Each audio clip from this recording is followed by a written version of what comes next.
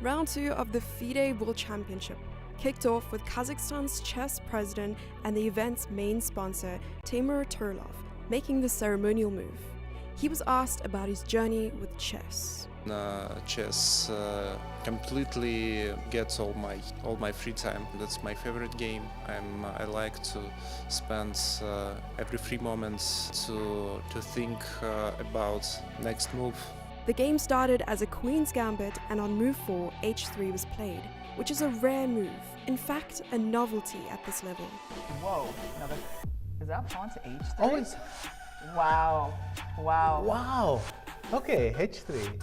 That is, I mean, that feels like it's like a report must have been working. The commentators were taken aback, and Nepo was not sure how to react as he adjusted in his chair with a smirk on his face.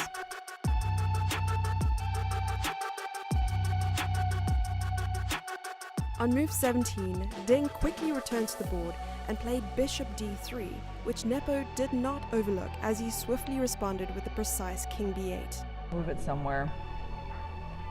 But this is okay, this is feeling very dangerous. I don't think he wants to, okay, Ding is ready to make a move. Let's see what he did. He played bishop d3. Okay. So, hey Vishy, we're getting really close to this line. Yep. Ding later commended Nepo on his f5 move, which was played just 2 moves later. Ding eventually stopped the clock and resigned on move 29. Yeah, okay. he resigned. That was it. So what was the final move? It was E5. Yeah, beautiful way to finish the game. Wow. So Ding, was on his way to losing on time, but also losing on the board, and Nepo gets the first win of the match with the black pieces in a really beautiful game. The press conference began shortly after, where the players were asked about the game. Today the game was a disaster. Well, I'd say after I played f5, it's clearly very, very shaky for white. So if white has something, it might be d5 or I don't know. It looks ugly, and then the position more or less plays itself. So I don't know. So I just furled the pieces in the center, and yeah, it was enough. I had some feeling that maybe it's some influence of Richard. It's a little bit like these tricky moves, which without some direct idea, but it turned to be very, very venomous, because well, basically after d takes e4, I can get one tempi up, queen's gambit accepted, and then I just didn't know, so I just decided to go to position which was, I'd say, in my prep from another move order, but with the pawn on h3. Mike Klein with chess.com. My question is for Grandmaster Jan Nepomniachtchi. Congratulations, Molodets. This has been a long time coming. Your first win in a world championship. I'm curious, when you turn on your phone, who you think the first congratulations will be from? Well, thank you very much. Yeah, it took a while, I guess it's 13th game in a row, yeah. So at last. But yeah, I guess, yeah, some friends, my parents, or something, yeah. But I'm trying to be, less active on socials and on the phone, yeah, just trying to focus on the event. I mean, normally you know which side of the board the move is being played, so I started recording g3, and then I checked the position, and it was not g3, yeah. So yeah, but I thought that maybe it could be some influence from Richard, but yeah. And that was all for today. What a thrilling round. Thanks for watching, and we'll be back on Wednesday, 3 p.m.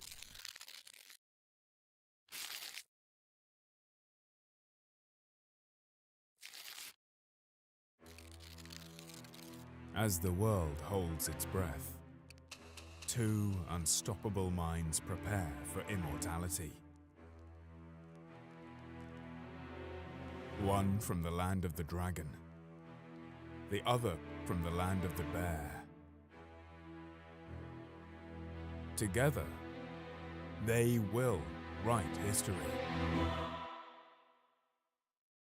The patient and precise Ding, carefully calculating every move to gain a strategic advantage, facing the aggressive Nepomniachtchi, who is always looking to take risks and never afraid to make bold moves to pressure his opponents. Their eyes might be fixed on the board, but their minds will be focused on victory. These two titans of the chessboard have fought their way through the ranks, demonstrating skill, strategy, and a fierce competitive spirit. Now they will go head to head and fight for the ultimate title, the FIDE World Championship crown.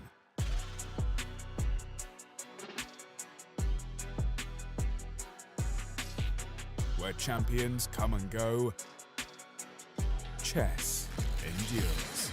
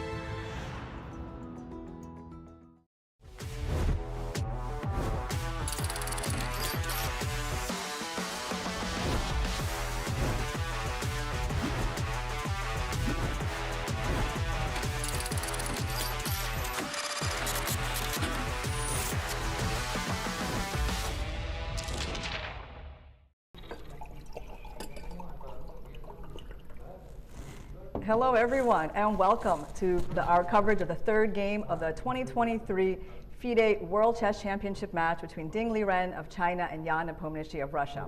My name is Irina Krush, and I'm joined by a man who has been wowing us with the depth and speed of his calculations over the last couple of days, the one and only 5-time world champion from India, Viswanathan.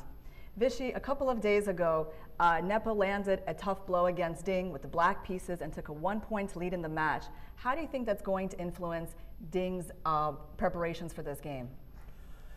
It was a heavy blow. Not only did he lose, he lost badly. And by the end, when you're flailing with white, it's got to be bad for his psyche, especially someone like Ding Liren, who's famous for virtuoso performances with white. To lose like that, heavy blow. Having said that, he did have a rest day, and it really depends how he adapted. He could still be in shock, but more likely, at least what I would do, put some water on my face, accept that it has happened, maybe even wipe the slate clean, pretend the match starts today, you know, whatever mental trick you have to do to feel like you're ready to play again, and start playing. There's no obvious target for him to aim for, but to win a lottery, you have to buy the ticket. You know, you turn up at the board, you start playing good moves, and you take it one step at a time. There's really nothing else to do. Hopefully, he's managed to come to terms with this lousy game.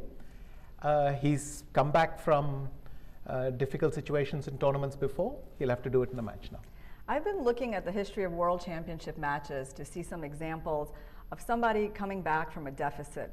And one match that drew my attention was the match of the 20th century, Fischer versus Spassky, because Fischer started that match down 2 points. So he lost, I think, with the white pieces, and then he had a forfeit loss, and then a 2-game deficit to start the match. He'd never yet beaten Spassky in his career. I mean, it doesn't really look much worse than that, right? And then it comes to game 3, and plays the Benoni with the black pieces and wins his first ever game against Spassky. I mean, the Benoni is something that he'd only done a few times in his life. He'd actually never won a game with it yet, at least not against the Knight of 3 Benoni.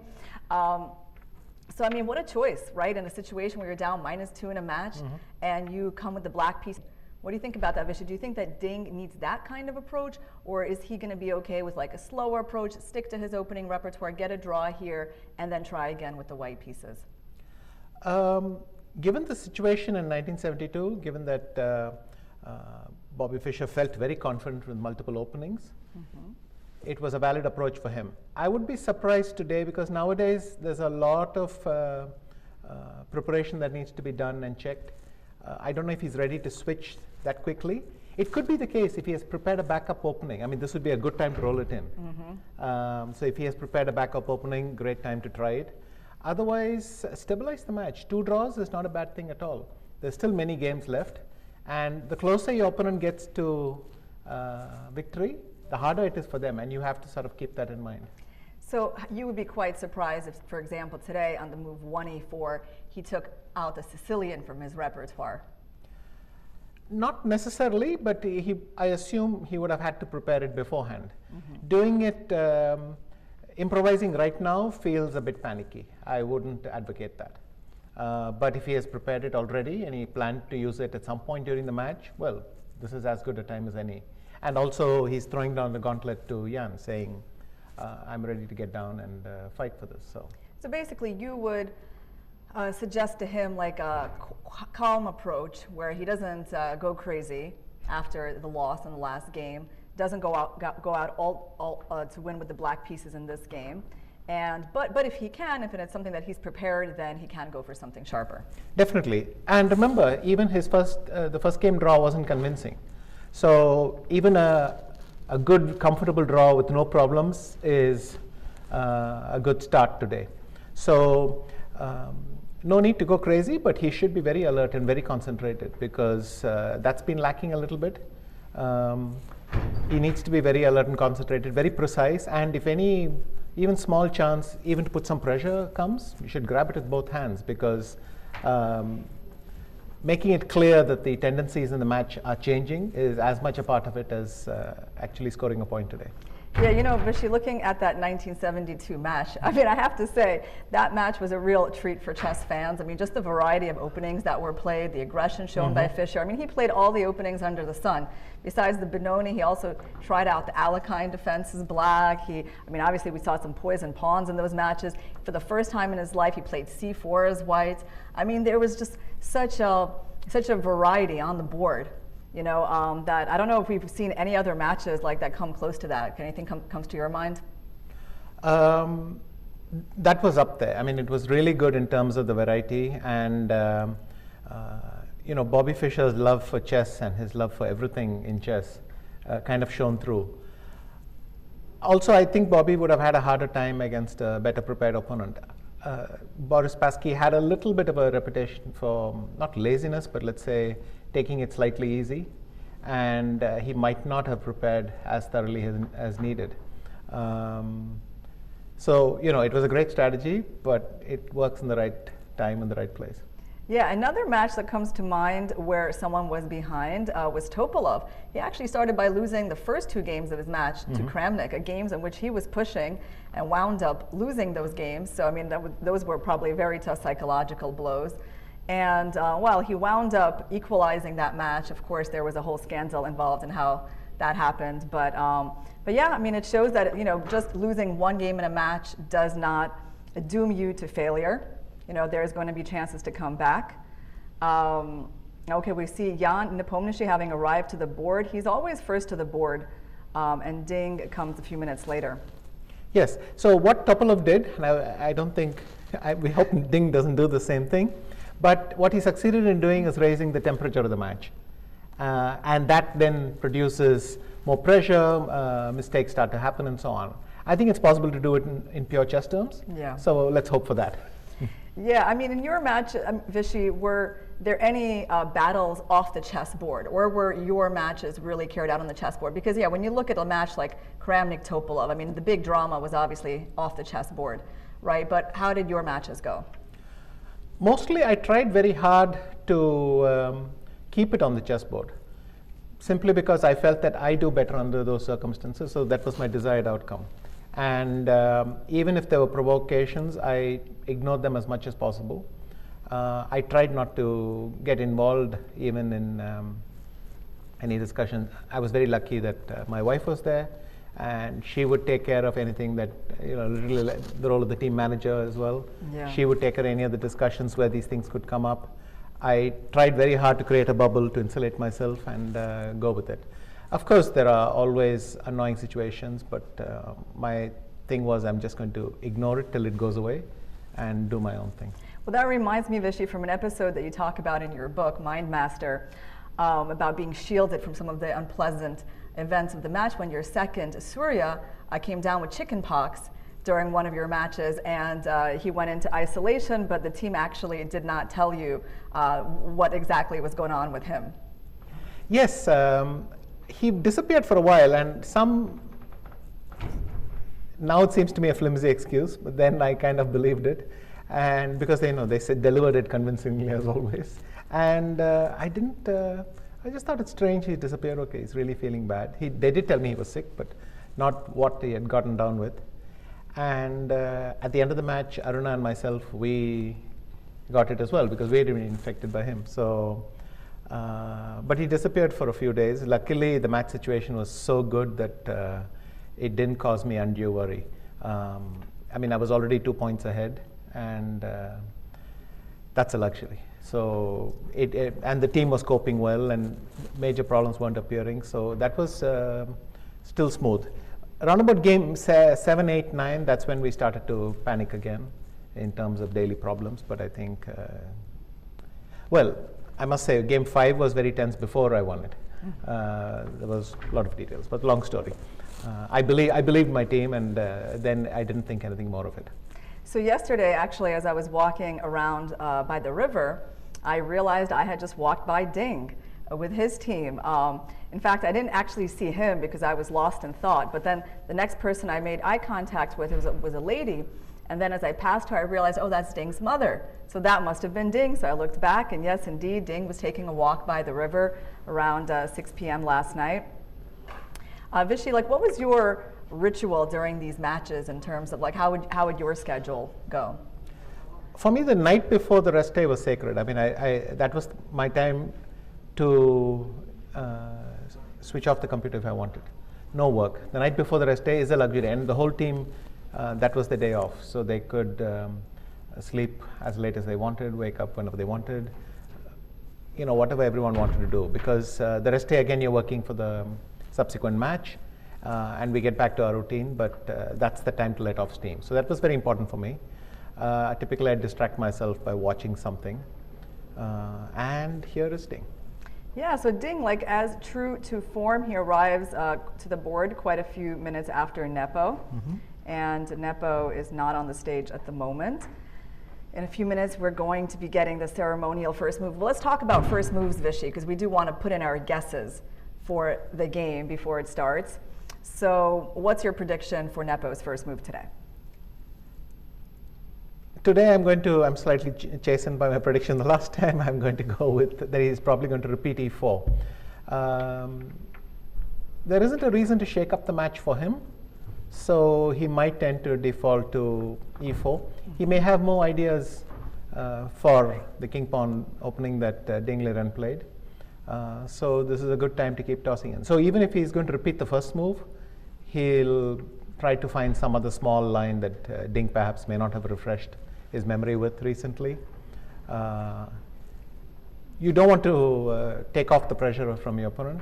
You do want to keep pushing, but clearly he's got the luxury of sitting on his lead. So no need to do anything desperate. Yeah, and I think it is very likely that Ding will also respond with the move from the first game with e5.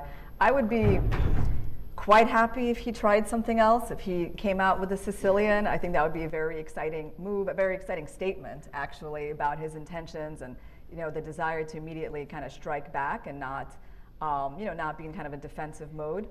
But it's true that, when you have that approach, it's sort of like a crash and burn is also possible, right? Like maybe you're just going to go from a bad situation to a worse situation. And, that's why I have to say that it is more likely that he's going to stick with e5 in this game. Yes, though the caveat is if he has prepared a Sicilian or something else for use at some point, this is a great moment because you're changing the dynamic of a match which is not going favorably so far. So, if he's got a Caro-Kann or a French or a Sicilian, this would be a good time to throw it in. In the match with Carlsen in 14, I lost the second game, and I returned to that opening later, but I switched to the Sicilian for a while.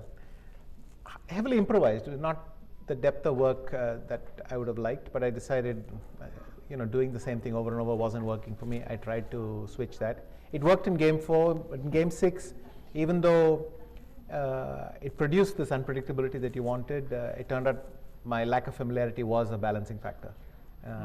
I didn't quite spot why my position was worse. And you always have to weigh that. It's very nice to get there and set up the risk, but if Ding falls 2 behind, then his match situation is getting close to hopeless. So you want to push as much as possible without losing control. So it depends how much control he has. Well, we have Keti on the stage, and she's going to introduce astronaut Talgat Musabayev, the People's Hero of Kazakhstan, to make the ceremonial first move. Let's listen to her. We'll open the game, and I am pleased to announce that astronaut Mr. Talgat Musabayev will make the first move for white, who is also People's Hero of Kazakhstan.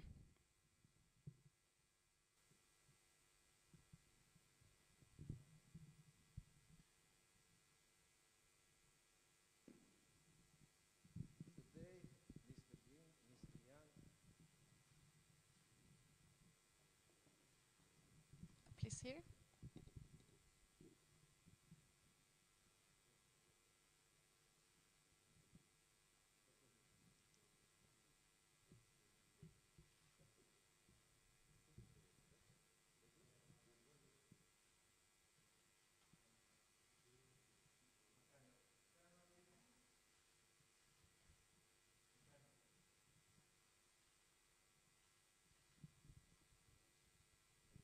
Thank you very much. And from here, the chief arbiter will take over.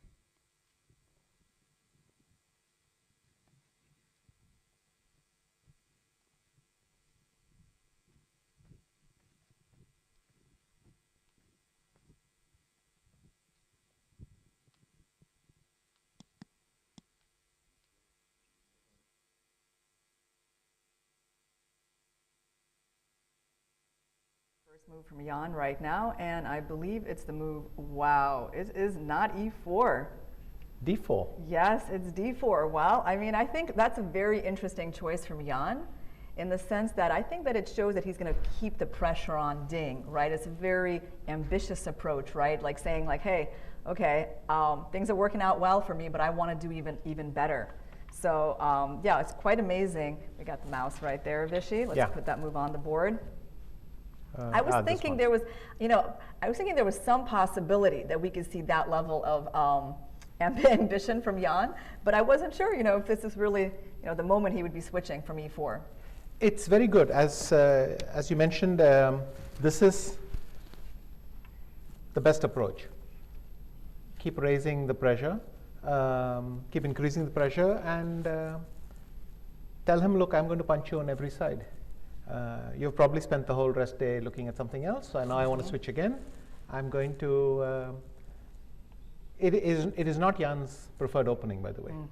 Even when he plays the closed systems, he prefers to do it via the English, but he might have prepared this for the match. Regardless, it's a very, very positive attitude that he's not going to sit on the lead, but he's going to try to increase it. And well, so and again c4, no sidelines, no London, all this. Yeah, I think it would be it's very funny. going to be a lot of fun. Yeah, it's very funny if Jan plays 4h3, but that's not what we're going to see today. I don't think his idea is to borrow Ding's preparation from the last game. It's a good moment to see whether he's going to go for the Nimzo. I think your prediction for game 1, we can now flip around here. Exactly. Okay, there we go. Oh, sorry, it was for game 2, but yeah, yes. We're going to it see is Anusa most likely, unless Ding wants to play the Queen's Gambit with d5. But bishop e4 has got to be tempting in the lines with f3, and there is so much of a chance to hit back. Okay, nope, he goes d5. Yeah, so he is going for a Queen's Gambit. And also remember, if he plays c takes d5, Ding Liren is quite famous for knight takes. No, but today he's taking with the pawn. Interesting, took with the pawn quickly. Yeah, the move d4 definitely put him into at least a little bit of a thought, showing that, well, he was surprised by it, as you would expect. And we have a Carlsbad variation on the board. Yes. Is this something that features in Ding's repertoire? I mean, with this move order, I can't recall any games in that. Yes, but it's been very popular recently, and Ding has to have something here because he himself must be prepared to face this with white pieces. So all he has to do is to flip his thinking and remember how it's supposed to go.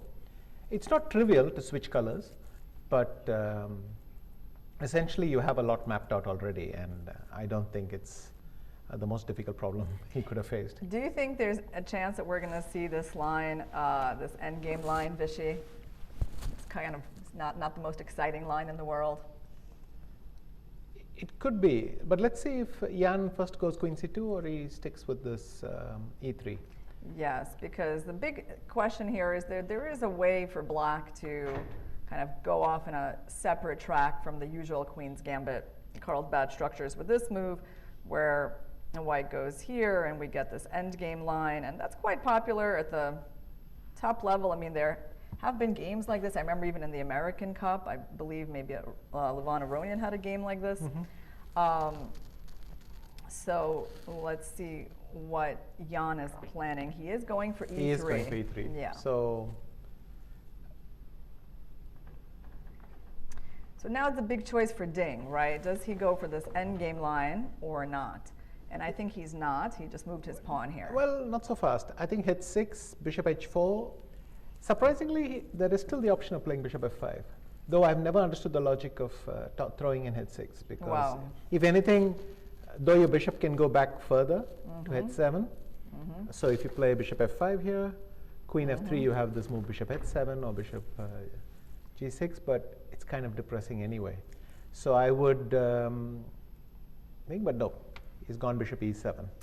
Yeah, so this inclusion of the move h6 has been more popular for black in these Carlsbad structures recently, right? Black has some ideas of g5, knight h5 in some positions. Well, I mean, one example would be, I suppose, if white played knight f3, which is not, well, very interesting. How about bishop d3? We can try it in a more reasonable move order just to show the idea, like something like that. And at this point, black can go for this bishop, right, Vishy? Yes, but it's done more often with the bishop on f8, so that the bishop can then slide into g7. I think the reason for h6 is this, that e3, h6, bishop h4, bishop e7. Bishop h4, bishop e7, If bishop d3, knight b d7, knight g2, then black can play knight h5. You want to force a trade of these bishops. Yeah, and after bishop e7, queen e7, white used to have this resource with g4. And g4, knight hf6 back. But now my pawn is already on h6. I've gained that move. And so after knight g3, you will not be able to follow up with g5 so quickly. Oh, knight g3 is a nice move to have. Yes, but it's strong. This thing is much stronger with the pawn on h7. Because if g6, you can just play g5. So I think that is the point here. It gives this option of getting this solid knight h5 line. Yeah, and probably the game here would go something like knight b6, right? Yes, or even g6 you could do. Depends on whether I want to give up this bishop or not. Although, I mean, I don't think knight f5 is useful here because I'll take and then rotate my knight to d6, and that is a lovely square. Oh yeah, you're showing knight us c4, knight d6. Yeah, one of the main ideas of this whole Carlsbad structure is getting that knight to d6. Okay, but Jan has Gone bishop d3. Gone bishop d3. So let's get back here, right here. Okay, bishop d3. Yeah, it's a very natural move, and so I mean we're expecting knight d7 here, right? And I think no, I think he's castled. Castled, okay. Right? He's castled. Well, that takes away some of these g5 ideas. Does it take away the knight h5 ideas? I would think not. I think knight f3, you can still play knight h5. Knight h5, yeah. But then there's a problem that if you go knight f3, knight h5, I'm speculating. I am not into the details and need a few minutes. But if I take on e7, queen e7, I can now follow up with knight e5. If your other knight was on d7, I wouldn't be able to do this. And then it's just the knight is already there, and then if I castle, you play knight bd7, I've already got f4 in. So kind of that does help me, I think. So you think white can go for something? Or even f4 followed by queen f3 might be like an option. Even as aggressive as this. Yes. And maybe even castling queenside, going g4, g5. Correct. So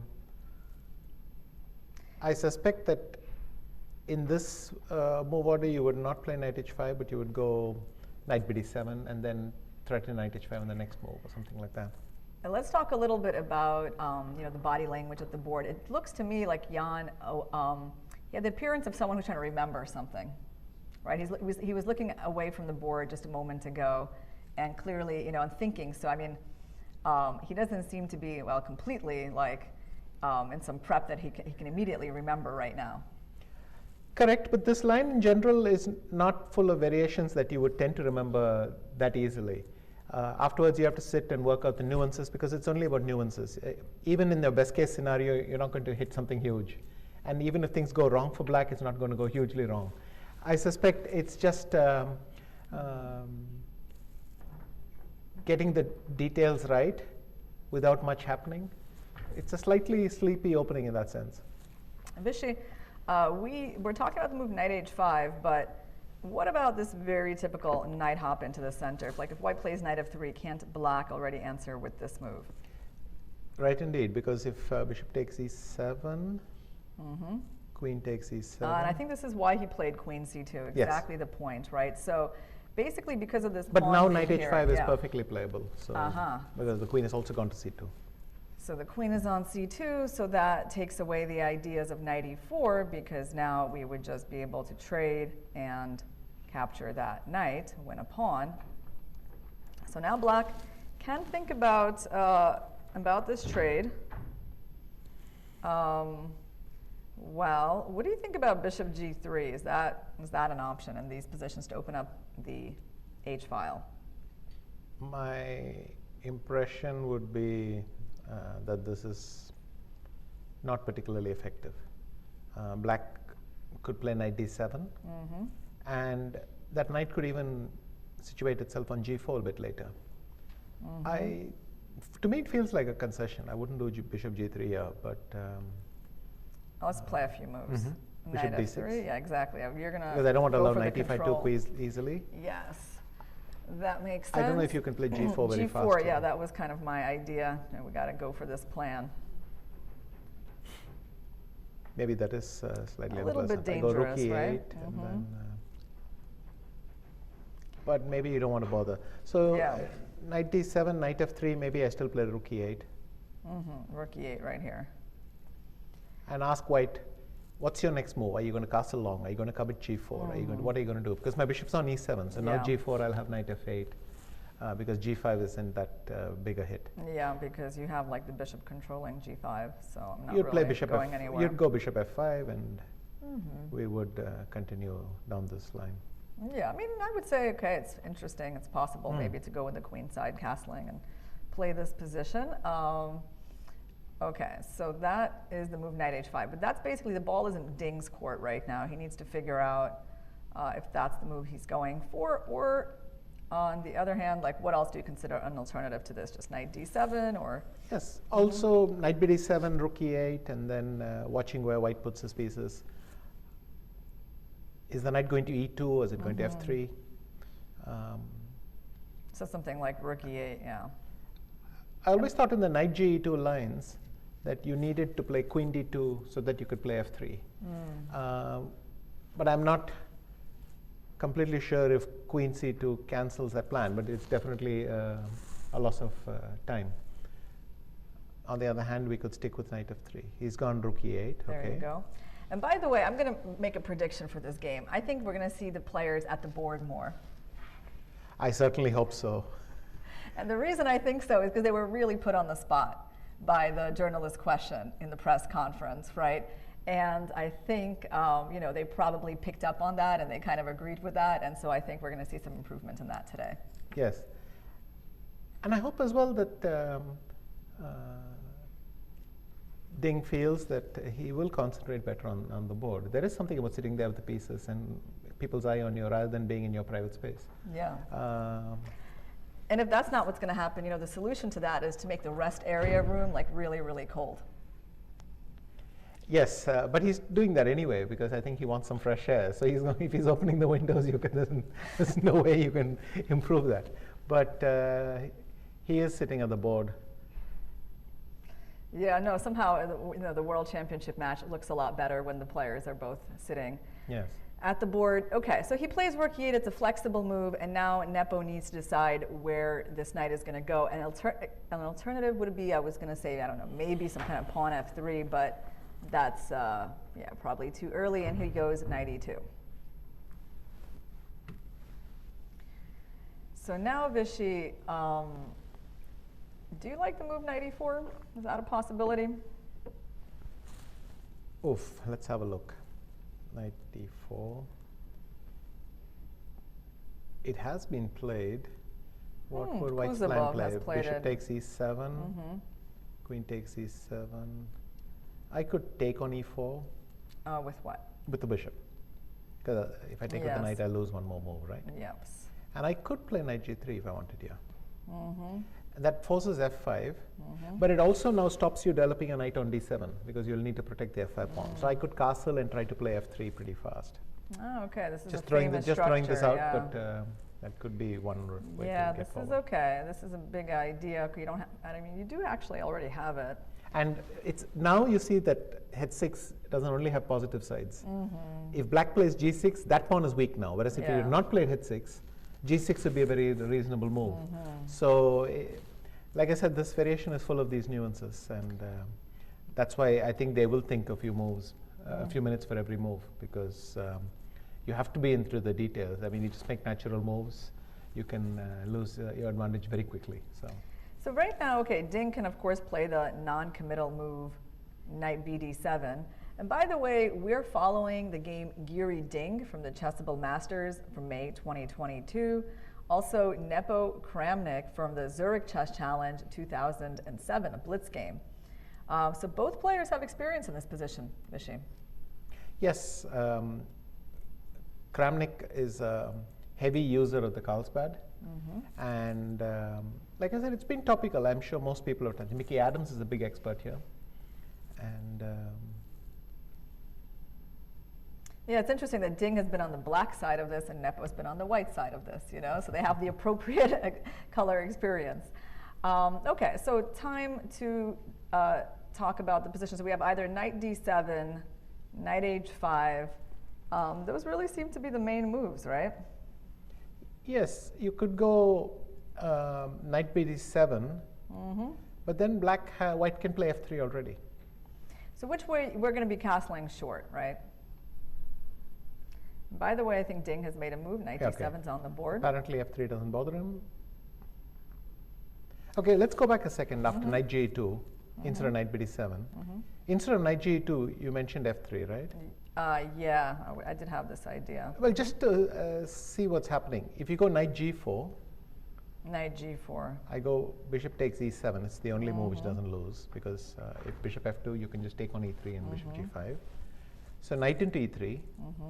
But here, luckily, I have bishop takes d8, knight takes c2 check, king d2, knight takes a1, bishop h4, and knight g8 is going to collect that knight. So I get back to the second thing. So he could have played f3. I suspect what he didn't like was simply c5 and getting some activity going there fast. Or maybe now you play knight h5. White plays bishop f2, and you can harass white. You can play bishop g5 and so on. Yeah. I don't I don't know, but yeah, probably not. I mean, it seems like playing f3. I would still feel a bit nervous playing Yeah. f3 too early. Yeah, with the knight on g1 and the king on e1, it's rather unusual because you're going to really have problems with this pawn, and you know you can't obviously you can't go f4, nor would you necessarily want to go there very much. So yeah, so that was too early, but he plays knight g2, and Ding answers with knight bd7. So let's put that on the board. I mean, I really don't see why not f3 now. It seems like a decent moment to do this. Because I can retreat directly to f2. Yeah, I mean, at some point, like if you don't do that, like if you, if you castle, he actually just put castles on the board. I was going to ask about that. Can we now go for knight e4? Yes, you could, right? Because the knight could defend on f6. That's the idea, right? So when you go for this, yes, I do that. takes, and then if you go for this position that we looked at earlier, then now the knight is available for the defense of the e4 pawn. Mm-hmm. And how do we evaluate? I mean, this is actually quite decent for black, right? Yes, because I'm going to play, as you pointed out, I just throw in h5, h4, and that knight is going to be moving again. And f3 is probably even slightly worse for black. Yeah, because I have bishop g4. So you'd have to prepare that first. But black is very solid here. So this should be nice. So you generally in these positions, it's better not to have the pawn on f5. It's a little too weakening. There are lines where it equalizes, but two things. One, black has played h6 already. Second, black has committed rook e8. There are the lines where you can play knight e4 with the rook on f8. And then f5 is just that a little bit more effective. So once you played rook e8, you probably want to just defend the pawn with pieces, not play f5. So knight e4, first of all, knight e4, it is the most thematic move in the position for black, right? So that has to be what Ding is thinking about, because there's no idea that's really like a larger idea for black than this. Okay, instead of castles, f3. I could have gone bishop g3 as well. Bishop g3 stopping knight e4, yeah. And, so if you play knight h5, just a little cheaper for the audience. Oh, wait, no, hold on. it doesn't work, because knight d5, c d5, bishop c7, we have bishop b4 check. Okay, yeah. I was going to say, let me find it. Let me do my tactics training. All right, knight d5, yes. Well, this is a very common trick in this opening. Yeah, it doesn't work here just because the queen is not going to wind up getting trapped because there's this check, and then the queen gets out. Yeah. So knight h5 would successfully snare the bishop, and then I think the knight on e2 is not ideal. You're better off with it on f3. So if you're going to lose that bishop on g3, I think again knight f3 with the pawn on h3 might be superior to this. But let me ask you this question. So if you're going for the trade of these dark squared bishops, right, and why go through knight h5 then knight e4, right? I mean, is there some advantage to that?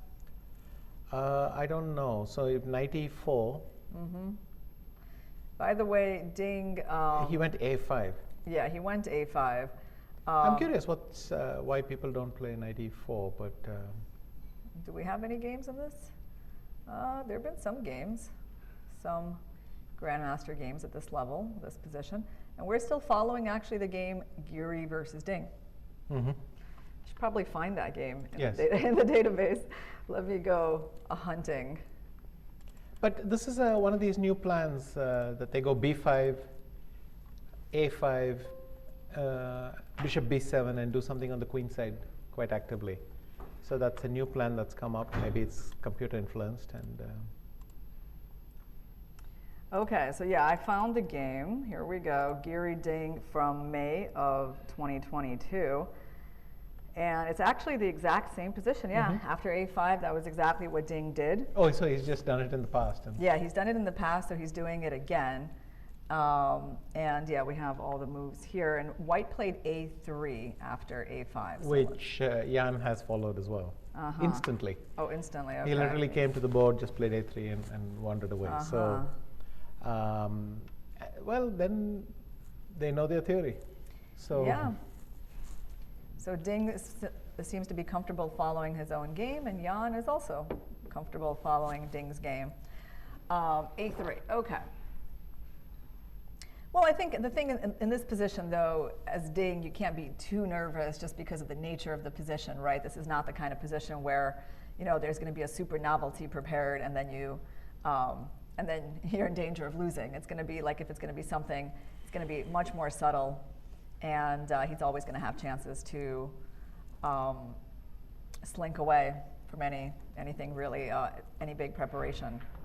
Yes, the Carlsbad in that sense is very, very solid, and nothing major is going to go wrong. But you still want to pay attention and make sure you're not getting outplayed, even if the consequences don't seem catastrophic.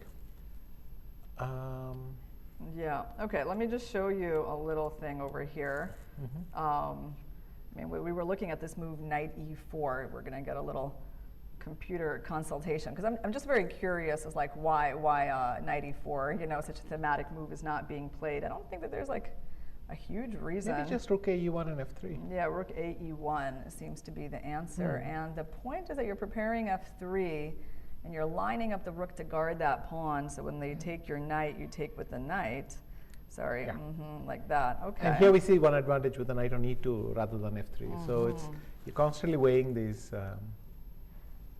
It's interesting, this nice little move rook e1, right? Because we're all so used to seeing like this sort of pawn majority attack, pawn minority attack on the queen side, and here we're just going for this f3 move, and black has like little issues, right? Well, let's just like make a couple of moves, like knight f6. Then f3, yes. f3, and then, yeah, if you go back, then eventually I'll prepare e4. Knight g3 and e4. So, and if you take, I take, and again queen f2 and h3 and then e4. This is basically the concept. Although, Vishy, hold on. What if I take my moment? I know it's probably still going to be worse for me, but let's try c5. Because I can't really let you just play e4, right? So we're going to go for this typical move.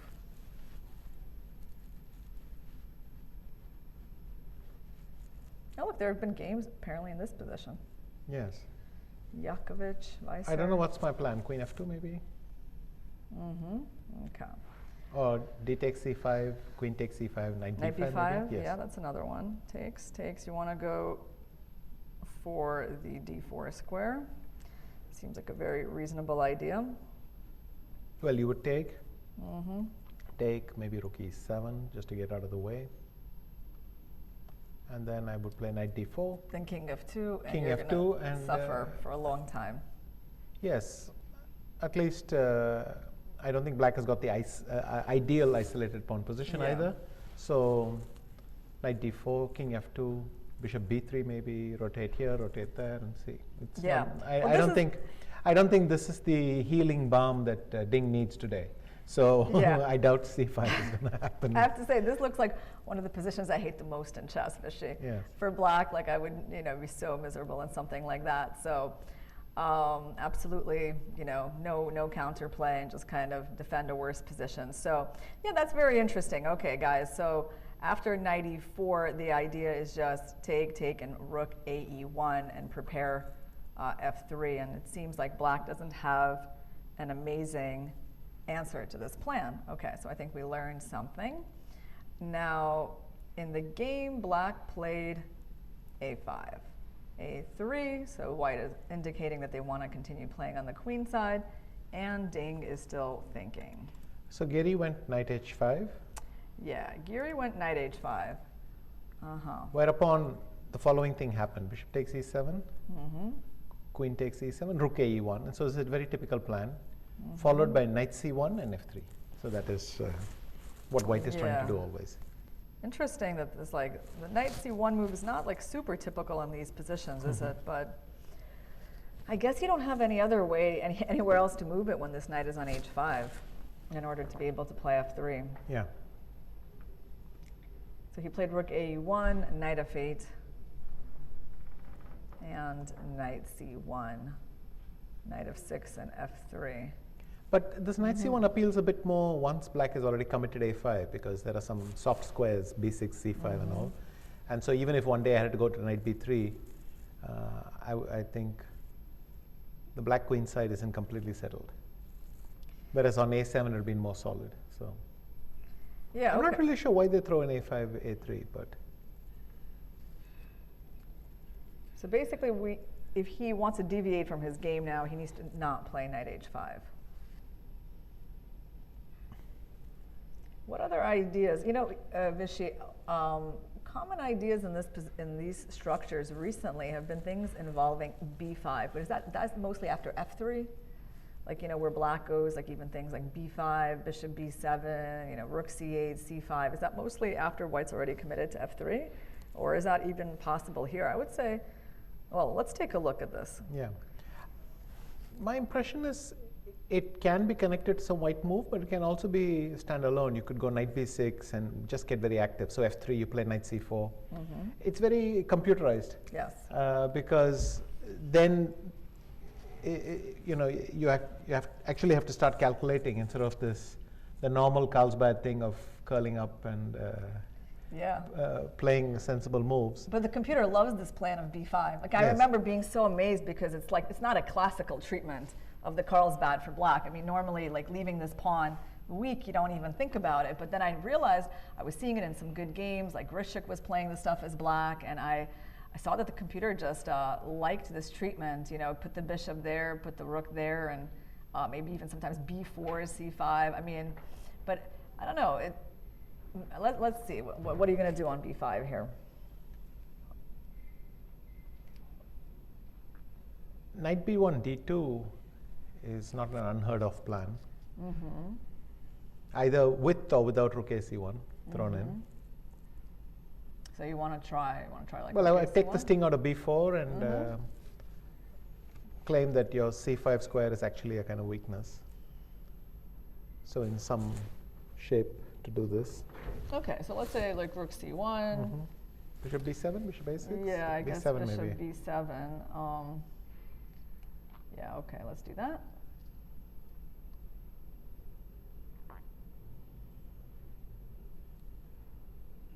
And now knight b1. Mm-hmm.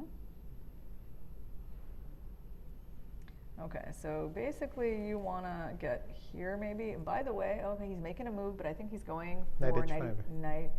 He's moving his knight somewhere. Oh, knight h5. So far he's just following his game.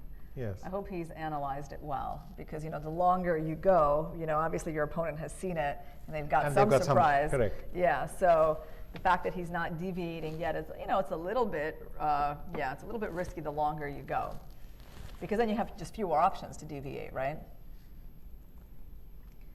Okay, so he went for knight h5, and we're expecting a trade. Yeah, because this, I mean, once white is castled is not the moment to give up this bishop. Correct. Yes. Then these double pawns simply make it harder for you to attack. Though, of course, you could capture with the knight. But anyway, bishop takes e7. Yeah, so this is going to happen. And so, yeah, so Nepo is at least getting the comfort of being completely in his preparation, right? I mean, there's no way that he doesn't know this game. So he's going to be just following along Yuri's play, showing an improvement at some point, and then seeing how Ding reacts to it. Yeah. That seems to be the scenario we're going for here, guys. So queen e7, and we are expecting rook a e1. So what about rook a b1? How about we go for this plan? What could I do? Maybe I could go queen g5 and knight df6 and try to menace you. Okay. Interesting, but it's less menacing without a dark squared bishop, right? So let's see how this works out. Oh, interesting. This has been played. Zhao Jun, grandmaster from China, was on the white side of this. So queen g5. All right, let me pretend I don't know what's going on. So we'll just go b4. Well, I guess takes. Mm-hmm. I'm gonna knight go df6. Yeah. So can I just ask you, like, is this move b5 like completely out of the question? It feels like too many plans, right? I mean, I'm using a lot. You're doing queen g5 and this. I mean, it's a reasonable idea if you want to go knight b6, knight c4. Yeah. But I think you're trying to do too much. I mean, I would play e4 here maybe. And your queen on g5 is more or less begging for it. Yeah. Yeah. I agree. This doesn't look very harmonious for black. Okay. So you're going knight df6. And let's figure out what your threats are. Okay, so bishop h3, not yet a threat because of knight g3. Knight g4, you're not going to sack anything yet, but on a good day, I might. Yeah, perhaps later. Okay, so let's go b5 for now. Well, one idea was to play bishop h3. Knight g3 takes. Oh, by the way, Vish, I just got to say, that's the pose I'm talking about. When Jan is not looking at the board, but he's thinking, that looks like I'm recalling stuff. Kind of thinking, not like figuring out new problems, but more like, I know this position, what exactly is it that I'm supposed to do? Yes, or I've seen similar positions, and it's the look where you're trying to orient yourself. Either thing, I suspect you're closer to the truth, that he might have actually seen this before and he's trying to recall. But it could easily be, I've seen something similar, what is it they're doing there? It's slightly. He would look, if that was it, I don't know, I feel like he would look more tense. He doesn't really look tense, like he's working too hard in terms of solving new problems. It just feels like he's working in remembering stuff. Yeah, there's only so tense you can look playing a Carlsbad, so I think at least you know my evaluation of that particular opening. Yeah, that definitely tends to bring down the blood pressure, you know? This is all the temperature you're going to get here. Yeah. So. Well, I mean, I feel like, that maybe that's not so bad for Ding either. He needs a temperature in the room to go down as well. So Carlsbad, I don't think it's a terrible scenario for him that this is being played. But okay, so b5, and so let's see how you're going to develop this attack. What else can I do? Knight g4 maybe? Yeah. And so now, queen h4 is still not a threat, I guess. Are you, okay, Vishy. Well, I know you didn't really want to warn me about these ideas. Maybe you have rook e3 sometimes, but. Well, I have it here, but if you play h3, I don't know if I'm really going to take on e3 and take on h3, because it might just be, you will get 3 pawns, but. Well, okay, let's say I take here. For now, you're going to take, right? Yes. Okay. And so basically, I have to really watch out for this rook sacrifice, because you are going to double attack me with checkmate threats and the queen. So now, how do I deal with that? I mean, you do have a lot of pieces around the king side. Yeah, but sometimes they're punching thinner. Yeah, how Knight about, d1 maybe? And by the way, I can't really go there, because of queen h4. You're saying? Yes, but also knight takes g3, because h3, queen h5 is one of my things I want. In fact, what I mentioned earlier, I wanted to play bishop h3, knight g3, instead of knight g4.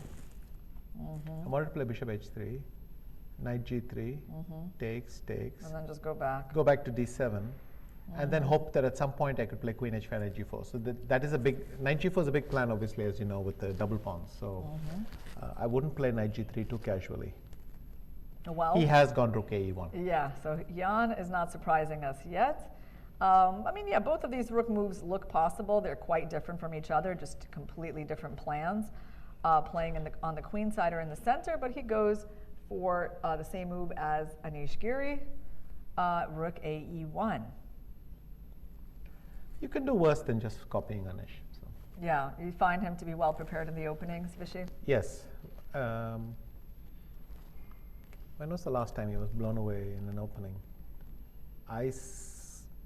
The game that pops into my head is with Jan Nepomniachtchi in the Pirt defense, and I can say, but you couldn't fill a large book with that. He played that as black? Yes, he played it with black and won the easiest game imaginable, but. All right, so rook ae1, and the next move is knight c1. So black needs to look for ways to prepare for this plan. I mean, in the game, Ding played knight f8, knight f6. So you just started kind of repositioning these knights. And then he brought the second knight to e6 and then played c5, and that's kind of how he, quote unquote, equalized there. So, are there any alternatives to the move knight f8 here? I mean, of course, the knight is blocking the bishop, so in a way, you do really want to move this knight. Yeah, it's very natural that he did that. Okay, so let's look at their game. Can I go for queen g5 anyway? I mean, let's try to understand what's wrong with it. Okay. You want to keep the attack going. You're kind of trying to provoke me into going here, which doesn't really hit anything, and then I want to play knight df6 and generally look menacing. Okay. You're putting on your tiger stripes. There you go. So. All right, so, okay, let's go again. Knight c1, but I'm not going to have f3, right? That's the thing. You're going to not hold. For a move yet. So knight c1, I go knight df6, and you still have to prepare with your queen d2 and or if something. I go bishop h3 or something, but. Wait 1 second. Now, maybe I do have f3. Rook takes I have to c3? calculate. And Yeah, then and f4, f4. yeah? That's my idea. But of course, you got to calculate all of this, right? Yeah. You're right. Rook takes c3, and there's no way I can do this. Knight h3 check, and so on. But I'm still going to be up a piece, though. Yes, knight h3, rook h3, and Yeah, piece up, right? exactly. Yeah, sure. So this is working out for white. White's still up a piece here. So basically, okay. So f3 seems possible, yeah, because this this does seem to win a rook for white. Yeah, because unfortunately that's not like an exchange or something. When we take that rook, it's a whole rook, so that's Yeah, hard so for black. that's a good point. So knight df6, f3 is a kind of refutation. Yeah, because then your knights just don't go anywhere, and yeah, okay. So that is obviously one major difference between rook ab1 and rook e1. Oh yeah, that the e3 pawn is better defended. Okay, so you were trying to do something aggressive. How else can we be aggressive here?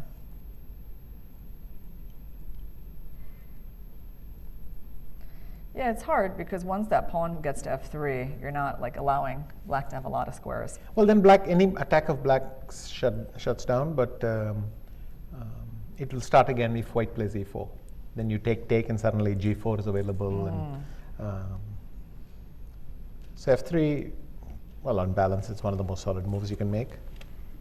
Let's look at knight f8. Let's just see how since they're following this game, let's just go along and see where there could be some improvement. So knight c1, knight f6. Okay, just a very logical move for black. So f3, so knight e6, he's stopping. E4, and then queen f2. First, right? f3, knight e6, f3, knight e6, queen f2, exactly, yeah. So he needs to protect d4, and then he goes c5 because it's almost time for e4. No, it's not yet time for e4. If you think about it, he can make one more move before, because e4 takes, knight g4 is working. So he could do something else here. What could that be? But it's not many moves, right? Yeah. You can move that bishop or not at all. Okay, so he went c5. And the question is, did Giri actually achieve an advantage in this position or not? Bishop b5, rook d8, pawn c5, queen c5. Okay, actually, it is starting to look like he achieved something. But it's well within the margin of what you get in this isolated pawn positions. You get your thing. But here also the fact that he has played a5, a3 means that b2 is going to be slightly loose. Bishop d7. Yeah, oops, and he got his knight to d4. Rook e8. So this is what we might be getting today. Yeah, doesn't look too bad for black, does it? Knight of 8. So yeah, Ding Liren is confident and following his game. Yeah, he goes knight f8. So in this kind of position, so we have this weak pawn. It is counterbalanced by that weak pawn. And at some point, well, black also got rid of his bad bishop, right? Which means that, even this trade he can do at some point. Yes. And quite crucial is that white has committed f3. So black can defend d5 by attacking e3, in effect, balancing out the pressure on both pawns. Let's see how we can try to play a little bit better. So bishop b5. Okay, so basically this move winds up trading the bishop bishops off, which I don't really think white wants to do in these positions. So how about after c5, we look for an alternative? And I mean, that knight needs to be improved. So I guess we can come back. Back to e2, yeah. And now the question is, If I go bishop d7. yeah, you want to prepare c4 and b5, b5. right? Yeah, that's a typical plan. Okay, so bishop d7, and I can't even take on c5 very easily. I mean, I guess I can. But then knight takes c5. Knight takes, knight f4, you have g5? No, but then there's knight takes d5. I survive. All right, so let's take.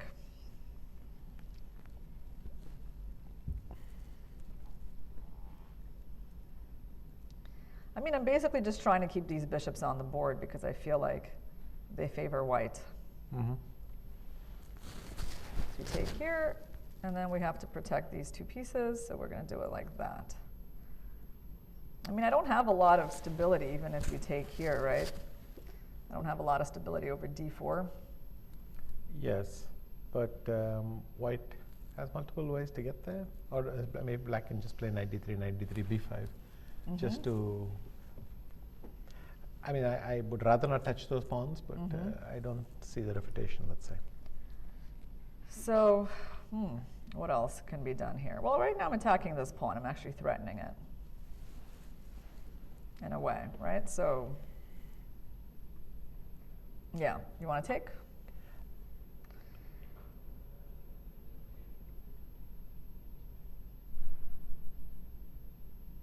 Well, I could play g5. You take on d5 twice. And I go queen e5. This might be risky because I go bishop c4, b5, e4 or something, and then f4, sorry, f4. Oh, e4 as well, sorry, e4 just works. Oh, wow. Ah, that's going to be the refutation of this. So let's say you go queen d6 then. Oh, by the way, it doesn't work. Queen e5, if queen d6, I have rook d1 because of the x-ray. Whichever, queen d6 or queen e5, I have rook d1 with the x-ray. But I have this bishop b5 move, though. Oh, and I don't have any good discovery with that Yeah, knight. because I can take, and then there's somehow no discoveries with this knight, which is weird. Right, there's Okay, then nothing. let's step back and let me go bishop c4, Bishop c4. b5. Five. And I thought this was kind of the dilemma that you were in. The point is that if my bishop moves, there's going to be Knight d3. Knight d3. By the way, guys, knight c1 is on the board, so we don't really need to go back there because we're like assuming they're just going to keep going down this line. So we're just analyzing further ahead. The Because game. we're still following Giri Ding. Yeah. So okay, that's my dilemma. I can't move my bishop because I get forked. Although, okay, I might have some compensation for the exchange, but maybe not enough. So you chose the square for the queen to keep the knight guarded, so I don't have any tricks like that. Yes. Or any tricks E4 like and, that. yeah. I see your point.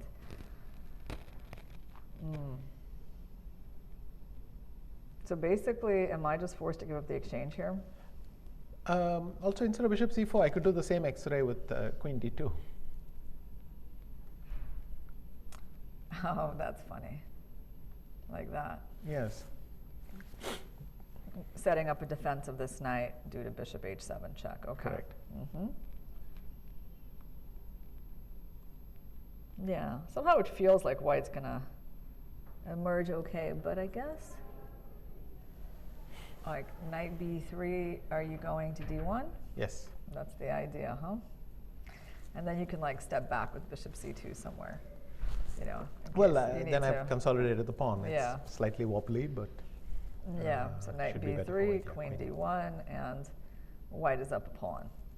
I also have queen c3 because if you take on d5, I have bishop c4. Let's take a look. Yep, it looks like you're getting back this knight. Absolutely. Okay. So it seems like it's holding together for white if we're taking this pawn. Okay, so you don't want to go g5. Maybe I just play bishop c6. Bishop c6. Okay. Bishop b1. Yeah, I want to definitely preserve this bishop if I can. I mean, there is a kind of balance, right? Because e3 is as vulnerable as d4. But I don't know how black is going to go about this. What is white threatening? Knight d3 or something. Okay, yeah, so what is white's idea? Well, white would love to put a knight on d4. The question is how to do it, because it's very hard to do this maneuver without giving away the pawn. The e3 pawn, right. Yeah, so how can we do that? No, we're not going to be putting our knight on d1. That's too ugly for words. And it runs into bishop b5 as well. Yeah. Too many flaws with that. Also, well, no, e4 is not really working. It looks cute to make. I have a very deep idea of like going, I don't know, queen d2, king f2, and knight e2, but I know that's just trouble. That's not the way to do it. Okay, well, hold on. No, I have a really good plan here. Ready for this one? Go for it. All right. You might be shocked when you see it. This will shock me and amaze me. Yes. So g4, h4, queen g3, like, you know, rook f2, rook g2. I mean, it's provided I can keep my center stable, but... Okay, let's see. You go g4, yeah, let's say you go let like me play b5. Right now it's your move. Yeah, that's the problem. Okay, so you're unfortunately bothering me with this stuff, but... Yeah, this is the But issue. now you could play knight c2, queen takes e3, the bishop is hanging. queen takes, no. Or? Oh, yes, and rook c1. Queen e3, rook e3. And rook c1, yeah. Anyway, fascinating position, but let's take a break because I think they're going to be... Let's see if Ding Liren continues along this line with knight f6 or does something else. And we'll join you soon.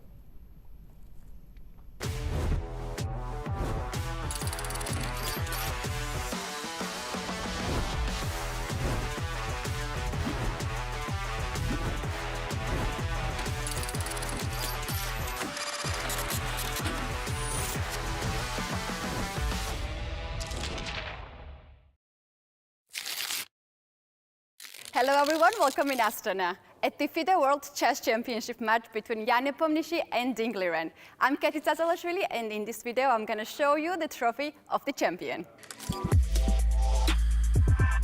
The trophy is 4.5 kilos, silver with beautiful blue stones. It has a unique design inspired by Baitarek Tower, which was built in 1997 when Astana became a capital city of Kazakhstan.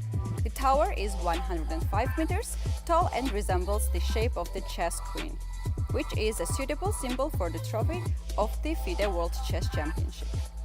Besides this beautiful trophy, there is a stake of 2 million euros for the players, from which the winner will get 60% out of it, and the runner-up will get 40%.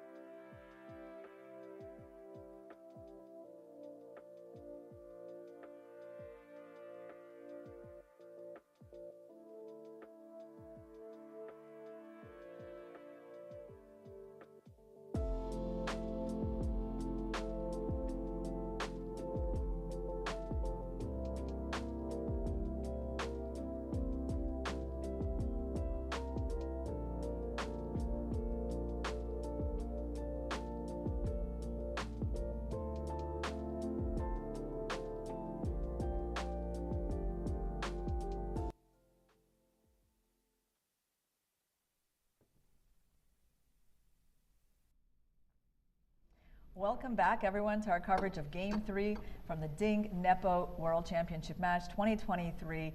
We're in the middle of a Carlsbad game that is following the game Giri versus Ding from 2022.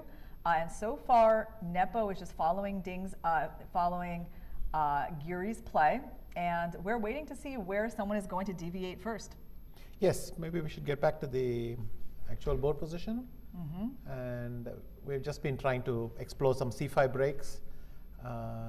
Ding did in fact break with c5, but he first played knight to f6, knight to e6, and met f3 with c5. So I find it hard to believe that there could be a very significant deviation from that. All very sensible moves, right? Yeah, I mean, Ding is taking quite a lot of time. He's now spent almost 20 more minutes than Nepo. So it does seem like Nepo holds the opening preparation advantage in this game. Vishy, would you say that? Yes. The advantage is quite small, but if Jan has managed to refine it, then it could be persistent. I mean, if you know the right moves to make and exactly why they're good, then you can still put some pressure on black. I am curious to see when Ding will deviate, because that's kind of the interesting question here. Yeah, so in the game with Giri, he played knight f6. Yes. And White played the natural f3, which is what all his prior moves are setting up for him to do. And basically, knight f6 is very natural because it's hard to see what this knight is doing here now, unless you have some sort of idea that maybe one day you could go to f4. But it feels like this knight is out of place at this point. So to me, this move looks very natural. What do you think? Yes.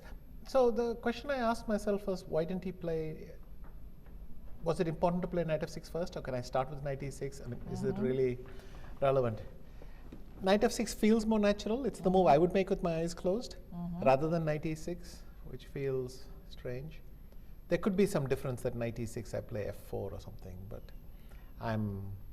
it's an answer in search of a question. I think the default is to play knight f6. Feels very natural to pull it back there. Let's look at knight f6 again. So f3, knight e6, queen f2, and c5. And in terms of finding an alternative to c5, like what could that be? Well, I suppose queen d6 could be some move that you would look at. I mean, basically any kind of move that puts pressure on that pawn to make e4 a little bit more difficult, you can take a look at. I don't know if queen d6 has too much of an independent point. I mean, also when you play c5 later, you're going to get hit with knight b5, right? Yes. And queen d6, I'm wondering if rook d1 and bishop b1 is a way to start the ball rolling. Interesting, just like that. Because you're no longer putting any pressure on d4. d3, yeah. So c5 makes a lot of sense, right? Yes. Now, I don't know if I would play rook d1. Because if you take on d4, this is not too bad from where I'm standing. I would still go back to e2 and then maybe even switch back to your old plan, h4 and g4. Oh yeah, because the center here is quite closed. It's fixed, and this f3 pawn sort of lends itself naturally to this, to this attack. kingside plan. So you're suggesting maybe just not taking the pawn and stabilizing the center. So in that case, I have to ask you, so then what's the idea of rook d1 compared to, let's say, something like knight back to e2? Like if you're not afraid. Very good question. There's no real reason for... and this is how we got here. We did knight e2, bishop d7, and we had this fun exchange, dc5, knight f4. Yes. So we have been here before, actually. Okay, we've been here, that's right, bishop d7. And that's when I took, because I started getting a little bit concerned about your plan of expanding on the queen side. Also, quickly, instead of d takes c5, you could play knight f4 here. Oh, I love those plans where you go for the e5 square. Knight takes f4. E takes f4, queen d6, he has gone back to f6. Yes, he has gone back to f6. So, and now, if d takes e5, queen f4, I don't know how I should think white is doing pretty well there anyway. I would go knight e2. You get your knight to d4 and just... And if you go in queen d4, I mean, so queen d2? Oh, queen d2, yeah. Then I'll throw in queen d4, I think. So I'm threatening bishop h7 check. That's maybe quite this nice. is a little something. Well, that's a beautiful position for the queen, and black's queen is actually not accomplishing very much on d2 at the moment. Yeah, this is you could positionally play bishop f5. And on rook d1, you want to go queen g5 or queen e3 check. You can And even take do on that. e2, but I don't see that necessarily. I've traded favorably. I mean, I would have thought that if... Kind of forcing this. No, but I'm... you don't like this for black. I don't see it as so special. Like, Okay. what has he done? f3, pretty sure. f3, okay. Yep. Well, everything is going according to plan, according to the plan of That Giri versus Ding Liren Ding. already showed. Yeah. So, same plan. Yeah, so black rerouted his knight. White is continuing with its obvious plan of e4. And yeah, the improvement in this game is going to take place somewhere, I don't know, in the next few moves maybe. I should hope so. If we just go all the way to move 40 on the previous one, it's going to be a bit depressing. But okay, knight e6. Queen f2 and c5. Instead of queen f2, could I do knight a4? That is something interesting. I see. You're trying to stop me from going c5 completely. You could just challenge me with b5 and say that knight c5 might not be what I want to do. Probably it's not, right? You probably don't really want to go there. So Because- if you then go knight to b6, yeah, here you would just take. to explain to people, yeah, because then the square in front of the isolated pawn is getting plugged up. Yeah.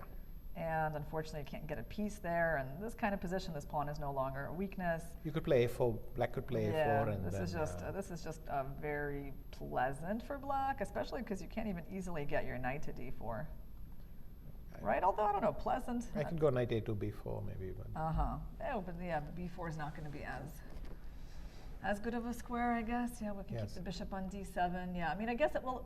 You know, if we can put a knight on d4, how would you evaluate that position, Vishy? Like, if we could kind of just get it here, like that, would you say that white is better even in that one, or is black still kind of with bishop d7? I would say holding black on? is still very solid. I could even move the queen to e5, play rook e7, rook e8, and wait. I mean, both sides might be stuck for a plan. Because basically, like, actually, I guess the pawn weakness in the position is now belonging to white. Yeah, the main one, the e3 one, and this is no longer weak. And so even though you're going to get this perfect knight, kind of the better light-scored bishop, but still you're tied down to the weakness on e3. So this b5 move is interesting, and you're saying knight b6 is an alternative. Rook b8. Yeah, rook b8. I don't know after queen takes a6 how I'm trapping that. But we need to figure that out, you know? Because right now you're threatening to be How up am I two trapping? pawns. Yeah, yes.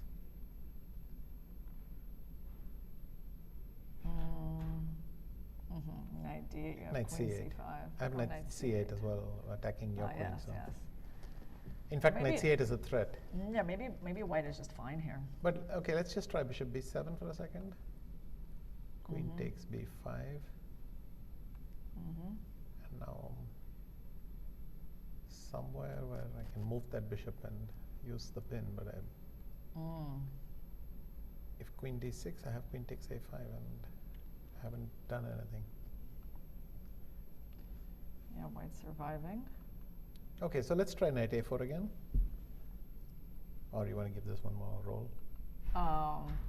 Knight a4, like right here? Yeah, instead of b5, what can black do? Because my idea was to play knight b3 and kind of keep the dark squares there going. And So basically, this would be like the improvement for white over Queen F2. just trying to come up with a plan. Yeah. Queen F2 is very natural, I have to admit. So, or I could play knight B3 here. I'm still not threatening E4 because you always meet it with A4, but you're I'm stopping provoking C5, A4. I hope. And on A4, you're just going knight But then D2. I go knight D2 or even knight back to C1 and asking you how you're going to defend A4. So. And if I play, well, yeah, and if I play B5, which I'm kind of forced to do. Yeah, that's why I wanted knight C1. So knight D2. So I then have knight 1 A2 and. I see. That's why you want to just go back. So you're basically going back and forth with the knight, but provoking the black pawn. I think A4 is a significant concession. Let's put it that way. Interesting. Well, hold on. Let's see. Basically, you're saying that even if I go C5 here. Can I? Are you just going to take and? Let's have a look at knight takes A4. Yeah. Because you're going to say, wait, well, hold on. So C4 is like some kind of a pawn sack, but I am just going to be down a pawn. Yeah. C4, do I have to go to this lousy square E2? You can't go to F5? Well, then you have knight takes D4. Oh, you're. E takes D4, queen takes E1. Yes. You take, I going take on with here? check, king F2, and I get this bishop F5 intermezzo. Ah. You're And then. all right, so you win. Ding is repeating his entire game with Giri. Knight E6, so when and where has the improvement come? Also, maybe Giri had an advantage in that game. Yeah, it's possible. I got the feeling that it was worked out to equality, but maybe. So we should actually have a look at the game and see. So C4, you're saying bishop E2. Not a move I make with great pleasure, but it keeps my pawn. So yeah, you're up a pawn. It's funny because some of your pieces are not great, right? But you did just take a pawn. You're trying to get away with it. If my knight comes back to C3 and the bishop goes to D1, yeah, that's a lovely position. So. What do you think about this position? B5, knight C3. And B4. Takes. And do you think I have any compensation here for the pawn? I have some B file It's plans. not a full pawn advantage, but it must be pleasant. I mean, even rook F2, bishop F1 or something. No, then it'll run into some knight takes D4 trick. How do I get this going? I'm trying to play against your knight on C1.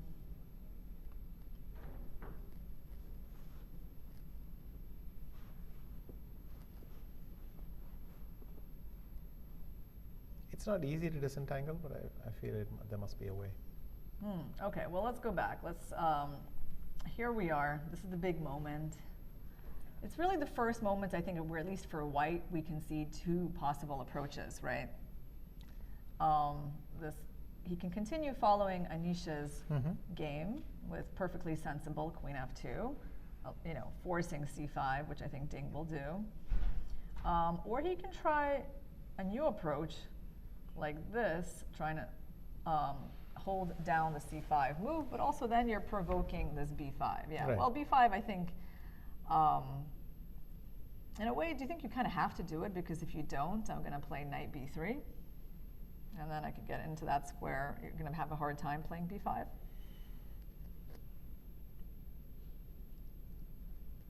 I don't know. Even if I get knight B3 and knight A4, it's just that it's very passive for black. You have to play bishop D7 and just wait. So maybe that's the incentive. Okay, so Nepo's coming back to the board to reveal the first big mystery of the game. Oh, you got yourself is it a cappuccino, Vishy? Yes, so a little coffee. Nice. Okay, did Nepo make his move yet? No, he's still thinking. Okay, so knight A4, B5. And we're just saying what we were looking at here, knight C3? Oh, we thought knight B6 wasn't suited, right? Yeah, okay. Now, there was another move that we looked at here for black. right? Wasn't there something else other than b5? No, then I got onto knight b3. That was the problem. That so was I found a different move for white. So you also came up with this Yeah. one. Okay, so we got these two knight moves that we've been looking at, and then queen f2. All right, but let's look at this one. I'm just very curious about this position and the whole provocation of the b5 move. By the way, guys, you can send in questions via Twitter to us here in the commentary, and you just got to use the hashtag @NepoDing. We're going to select some questions to address. So yeah, that'll be a great interaction with the audience. Questions, your thoughts on the match so far, anything? Yeah. Any funny things like the World Championship of Chairs? Are there ways we can we can? I think today it has become the World Championship of Players again. Yes. But yes, feel free to poke fun at that, what was going on for the first 2 days. Yeah, so b5, okay. So b5, we said knight b6, right? And, okay, there was one move here that I think we didn't talk about, and that is rook a6. And I know why we didn't talk about that now. Yes, you win a pawn, right? Yeah, you win a pawn because, oh wow, look at how these rooks are beautifully It's not much of a pawn. I go rook b6 and I'm going to play c5 on the next move. So yeah, it's not as much of it as it looks, but it's still, yeah, it's still a pawn. Okay, yeah, get a little bit of. There's quite a lot of play for black. Yeah, you think a lot of play, huh? Yes, I mean, because of the play on the b file, and you want to go c4. I'm threatening queen b7 suddenly, and oh wow, this looks nice for black. Wow. Okay, so you're saying my blunder with rook a6 is maybe not so terrible? But can I take on c6 anyway? Okay. Oh, you'll get to go queen b7. Queen b7. Wow. Because the knight is trapped at the end. So queen takes b7, knight takes bishop takes b7. I can play bishop takes b5. Uh-huh. You're getting a lot of pawns here. 2 pawns, but this is perfect for black. The pawn on a5 holds these 2 down, and the pawn on d5 holds e3, d4 down. So basically, yeah, this position we evaluate as pretty decent for black, right? Because the white rooks are quite passive. And, you know, there's this activity with knight d6, knight c4, bishop a6, and yeah, this is not so bad. So rook a6 is a move. And so this line where you're taking the bishop, taking this pawn, I mean, you don't have to necessarily take the pawn. You could try something else, I don't know, a4, if you think that could do something, might not. But let's say, yeah, let's take the pawn, rook b6. Yes, or rook a8. Because then I'm forcing you to move the bishop right away. Yeah, and but then the play bishop's c5. going to move anyway, right? I suspect, yeah. So rook like b6. rook b6 looks pretty nice on the b file. Okay, so now I have to figure out where I'm moving this bishop. Well, bishop d3. Of course, it's natural. You want to go bishop f5, yes? Yeah. Okay, no, now let me not play c5, but let me go queen b7. I'm going to force you to play b3 or rook f2 or whatever, and then play c5 with c8 defended. It's kind of speeding things up a bit. Okay, all right, let's go b3, c5. c5. Yeah, now I can't really put my queen here so easily. Wow. Yeah, it's amazing. Where is this counterplay coming from? It's coming from the poor knight on c1? This is why I'm trying to understand, like, why white, despite having an extra pawn, like, what is so bad about their position? Yes, the knight on c1, e3 is weak. I mean, put that pawn on f2, and already I'd feel better about white's position, and so on. But okay, let's not give up. Let's not give up so soon. Queen f2, defending that pawn.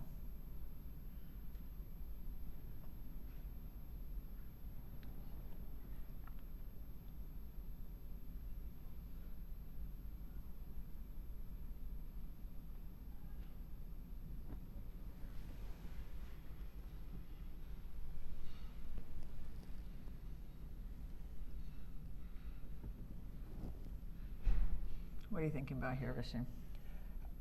I was hoping for something dramatic, but I don't see it. But maybe I'll just take on d4 and play rook bc6. Though bishop f5 is annoying, because once you take that knight and you play knight d3, your pieces improve a bit. Yeah, and this knight is getting restricted. Yes, and I don't see how to shut that down. So wait, okay, Nepo makes a move. I think this is going to be a big one. All right, finally he deviates. And he plays knight 1 to e2. Okay. So let us see what that means for the game. I did not consider this move. I Yeah. considered knight b3, knight a4. I was looking, that's casting right. around for plans. Knight e2 is. We looked at all the other knight moves and the queen moves. So, okay. He has a little thing. He spent half an hour. Still got a time edge over Ding. Yeah, no, I think Ding has basically been at the board almost the whole time today. It's quite a change. And hopefully it means that he's just getting more comfortable with the playing hall. Yes, also sometimes it's good to change the routine, even if there's nothing particularly wrong with the previous one. You want to snap some sort of change. Yeah. And you do this. I remember in my match in Sofia, by game 10, my orders from Kazimjana were play faster. And I did that, and it felt more natural because that's kind of how I normally play chess. So I was being too labored about it, and So Kazakh was one of your seconds for that's that right. match. He was my second for the 3 matches. We had a stable team for 3 matches: Bonn, Sofia, and Moscow. So I see. So Yeah. Kramnik, Topolov, Gelfand, 3 matches. So knight e2. Okay. We got e4 coming. But what's the big difference if I go c5 anyway? Yeah, I guess, well, I don't know. He thinks the queen doesn't need to be on f2. So the question here, c4 is still going to be an idea, right? It's a little bit, maybe a little more powerful when the bishop can't move backwards. Okay, but you know what? Yeah, I guess he's saying the queen doesn't need to be there. Like, for example, even these lines, I don't know how good they are, but let's say when you take, right?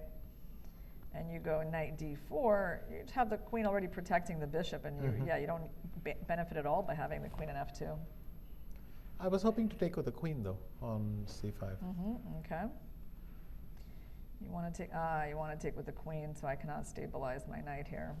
And I don't even have time for knight b5, huh? Yes, I will take on e3 and. Yeah. So basically, I'm just having trouble with this pawn. I can't. So you can go queen time. d2. One second, you can go queen d2. And the question is, can I just play d4? Because queen takes d4 is check, so you don't have time for bishop h7 check. Yeah, I think we can show the idea.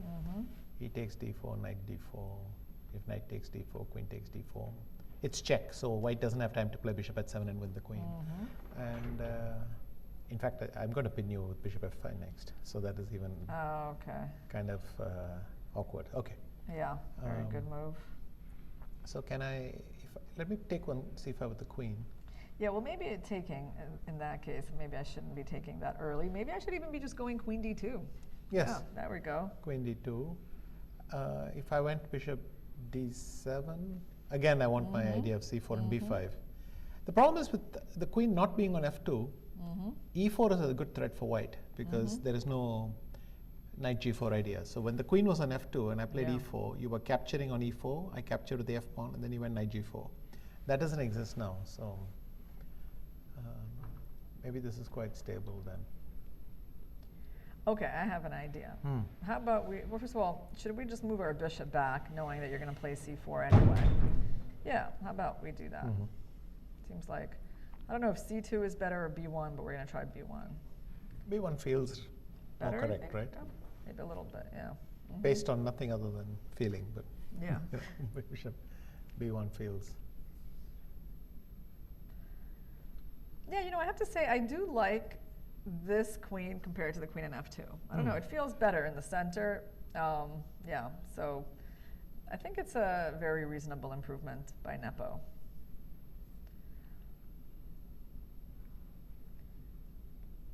So if you take, right, the big question is how do I take? I mean, I was going to say, I mean, we're really going for this kind of structure, aren't we, Vishy?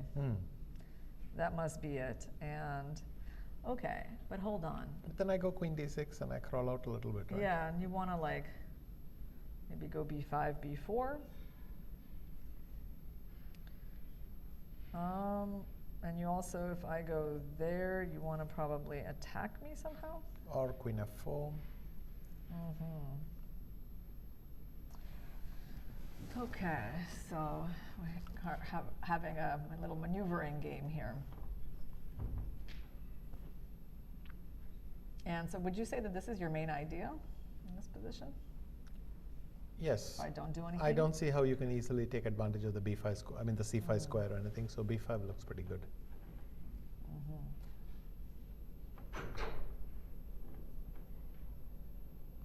Yeah, you know what's interesting? So like, well, I'm just curious. Can we just try this move? I know I'm giving you this square. Okay, I'll go to b4, I'll bite. Yeah.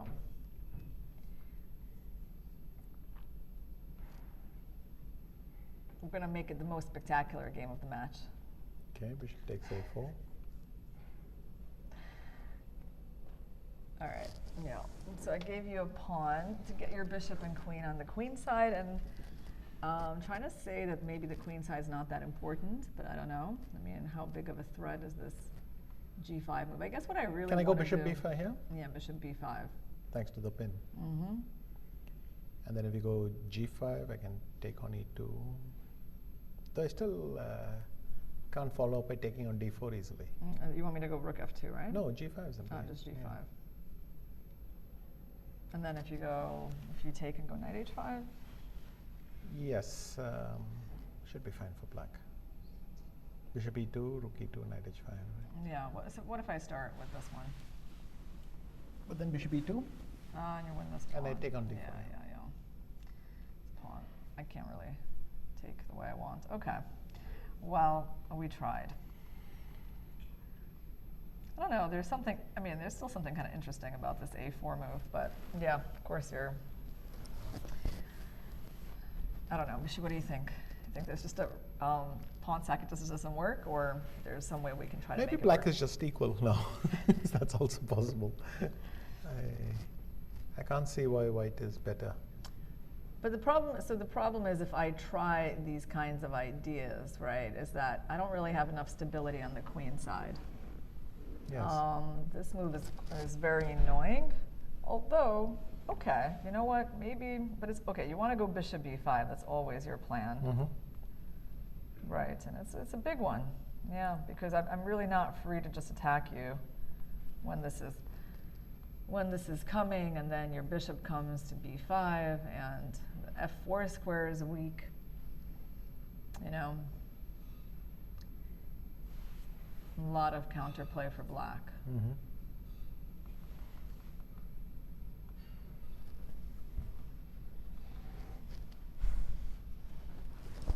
All right, so we're waiting for Ding to play c5. Yeah. So he's not going to be in as much time pressure as he was in the last game. But still, you know, he's going to have about an hour probably for his last like 20 so moves. It's not so bad. Sure. By the way, if you guys, it's the audience, you want to play some games from this opening, Lichess will host a thematic World Championship arena. Every game starts with a position from today's game after F3. So you're playing a theme tournament. And so feel free to go to Lichess and play the arena and follow in their footsteps, and maybe you'll be able to relate to the game much better. The tournament starts in 3 minutes. Yeah, that would be fun, Vishy. Yes. Maybe we could join this tournament. Yeah, especially since we have rehearsed all our c5 plans nicely. All right, so, okay, c5. Yeah, I don't know why he's still thinking over this, huh? But this is really the main idea. Well, what else can black do? Is queen d6 possible here? Yes, you could sit on the position for a move. So you could do something like that. And then I think white wants to go queen d2, bishop b1, and threaten e4, because you have to re-establish contact with that d4 pawn. Yeah. Okay, did he put c5 on the board? No, I think he jadubed. Oh, he just jadubed? Or he dropped something? Or maybe he just adjusted something. I didn't quite catch it, but his hand went there and he didn't make a move. Yeah, this queen d2 move is very nice and patient. Idea, you bring the bishop back, you support the pawn, and you push through e4.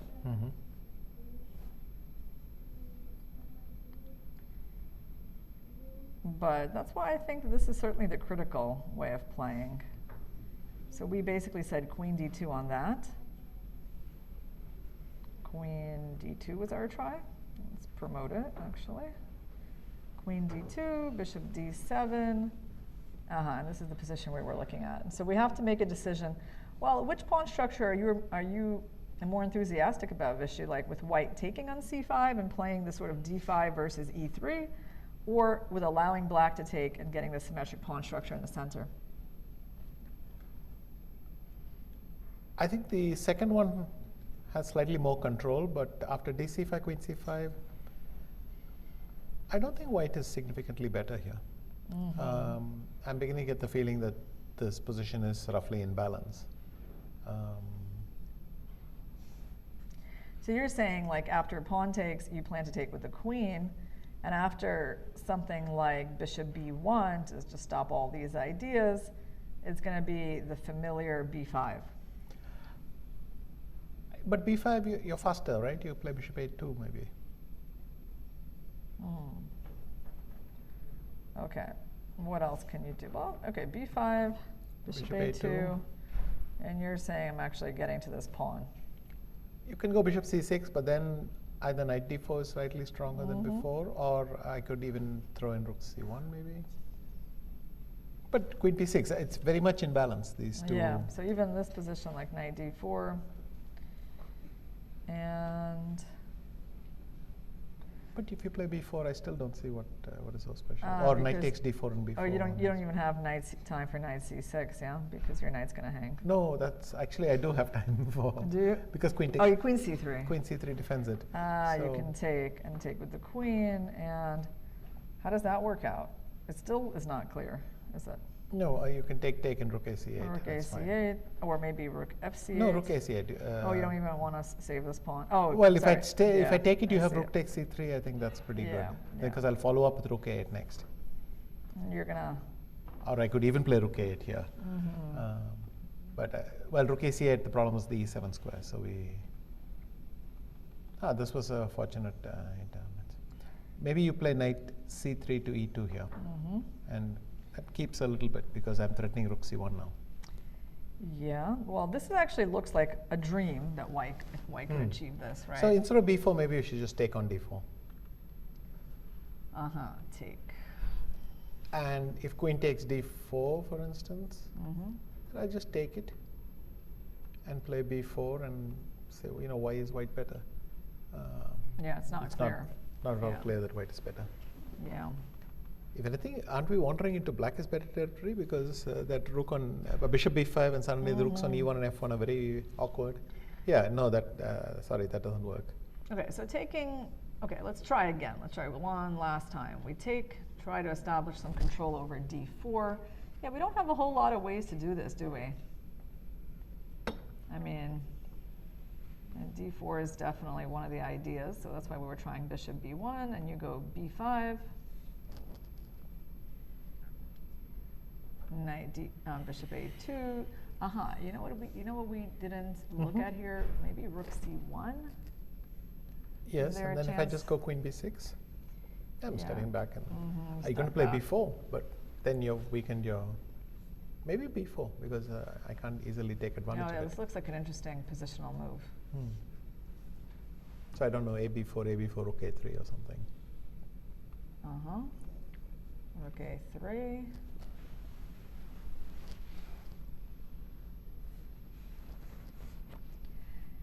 All right, let's read the first question from the Twitter. I know it's going to be all over Twitter tomorrow that I said from the Twitter. But anyway, question from the commentary. Do you think the conditions overall in the championship favor Jan and this is influencing Ding's play? Did Vishy face anything similar in his championship where conditions were not very favorable to him? I'm not sure what exactly is being referred to because why the conditions favor Jan is not clear to me.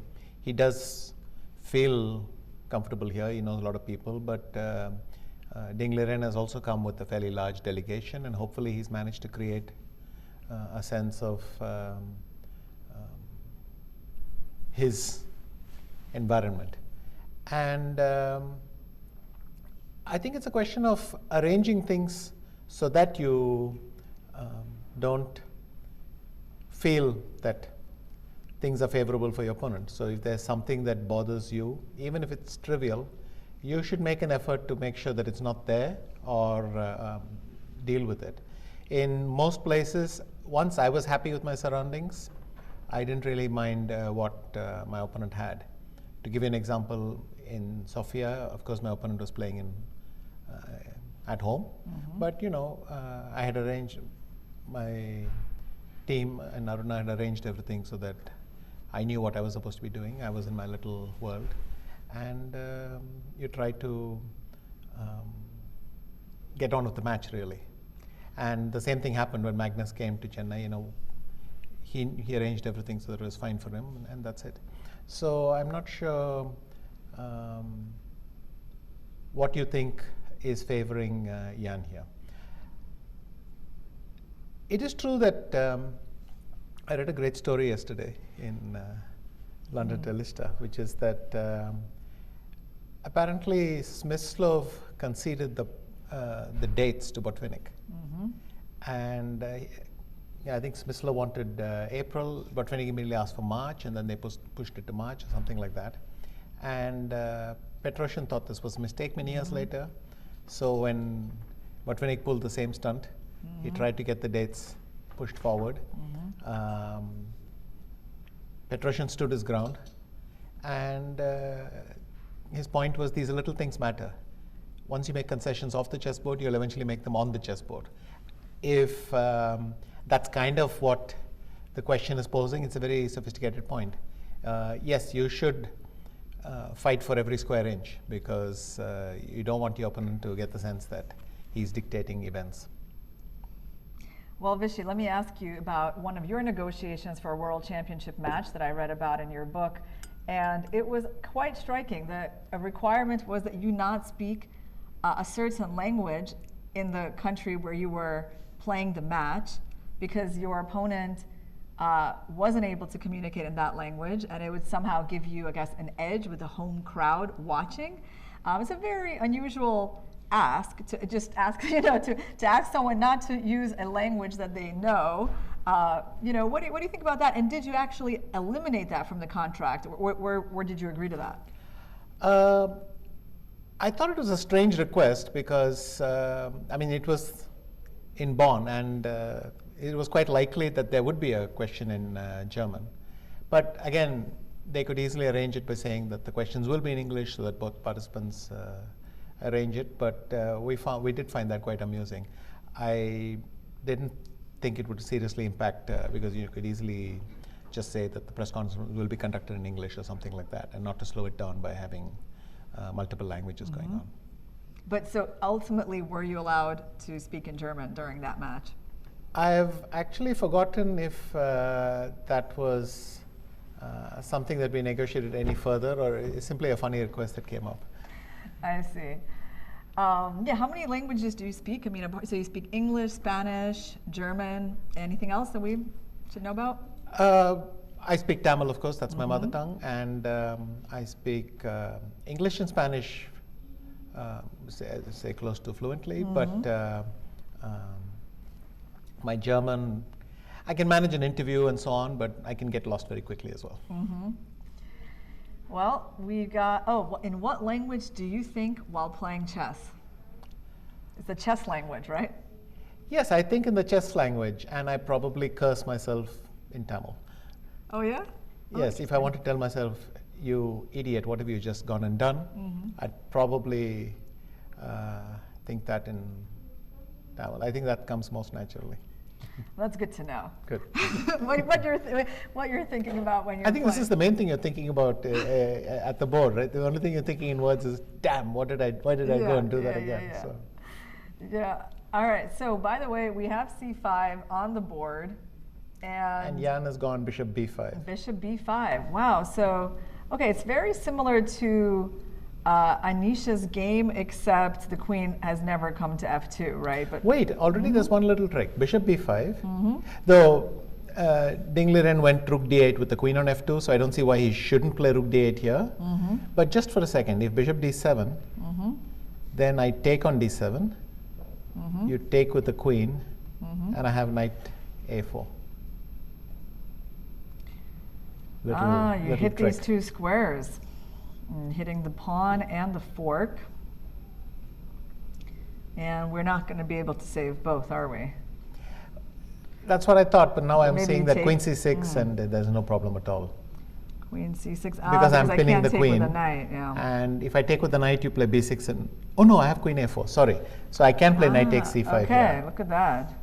It's like you think you can't, and then you realize you can. Okay, so this doesn't actually win the knight Because of queen a4. There's queen a4. Okay, let's back up. After knight a4, I could go queen c7. Similar idea. Same idea, knight takes c5, now b6 works. So let me just see if I can understand one main point. Your point here is that you're actually going b5, Yes. or that's the trick. And on knight b6, what's the idea? I'm going to go rook a b8, and I'm threatening. You don't have time to. No b4. Oh no, you go rook c1. And then how am I going to go about this? Maybe knight takes c5, and all our knights are trapped. Yes, so I can't get this knight out, huh? I can get myself, I don't know, some kind of a pawn on c5 if that gives me anything. But your e3 is weak as well, and Okay, but hold on, I'm not better in this endgame at all.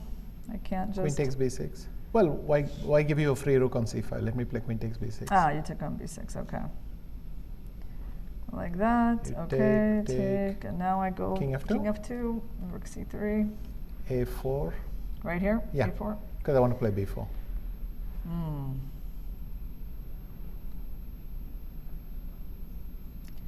Okay. Yeah, but what he played rook d8 anyway. Why would he play bishop d7 here? There's just no All need right. for it. Well, let's look Yeah. at that. So he has played rook yeah. d8. So he's not. And we are still trying to understand if how Jan is going to get an advantage here. Yeah, so in the game with Ding, it was like there was a trade on c5 at this point. There was a trade and the queen took. Does that trade make any sense for white here, or? Actually, you know what I'm curious about? Let's try to understand the move bishop b5. Like, what is that about in the first place? What is the benefit of that attack on the rook? I don't fully get that myself. c4 is clearly not trapping the bishop because I still have bishop f5. So it's not clear to me why they feel it is that important.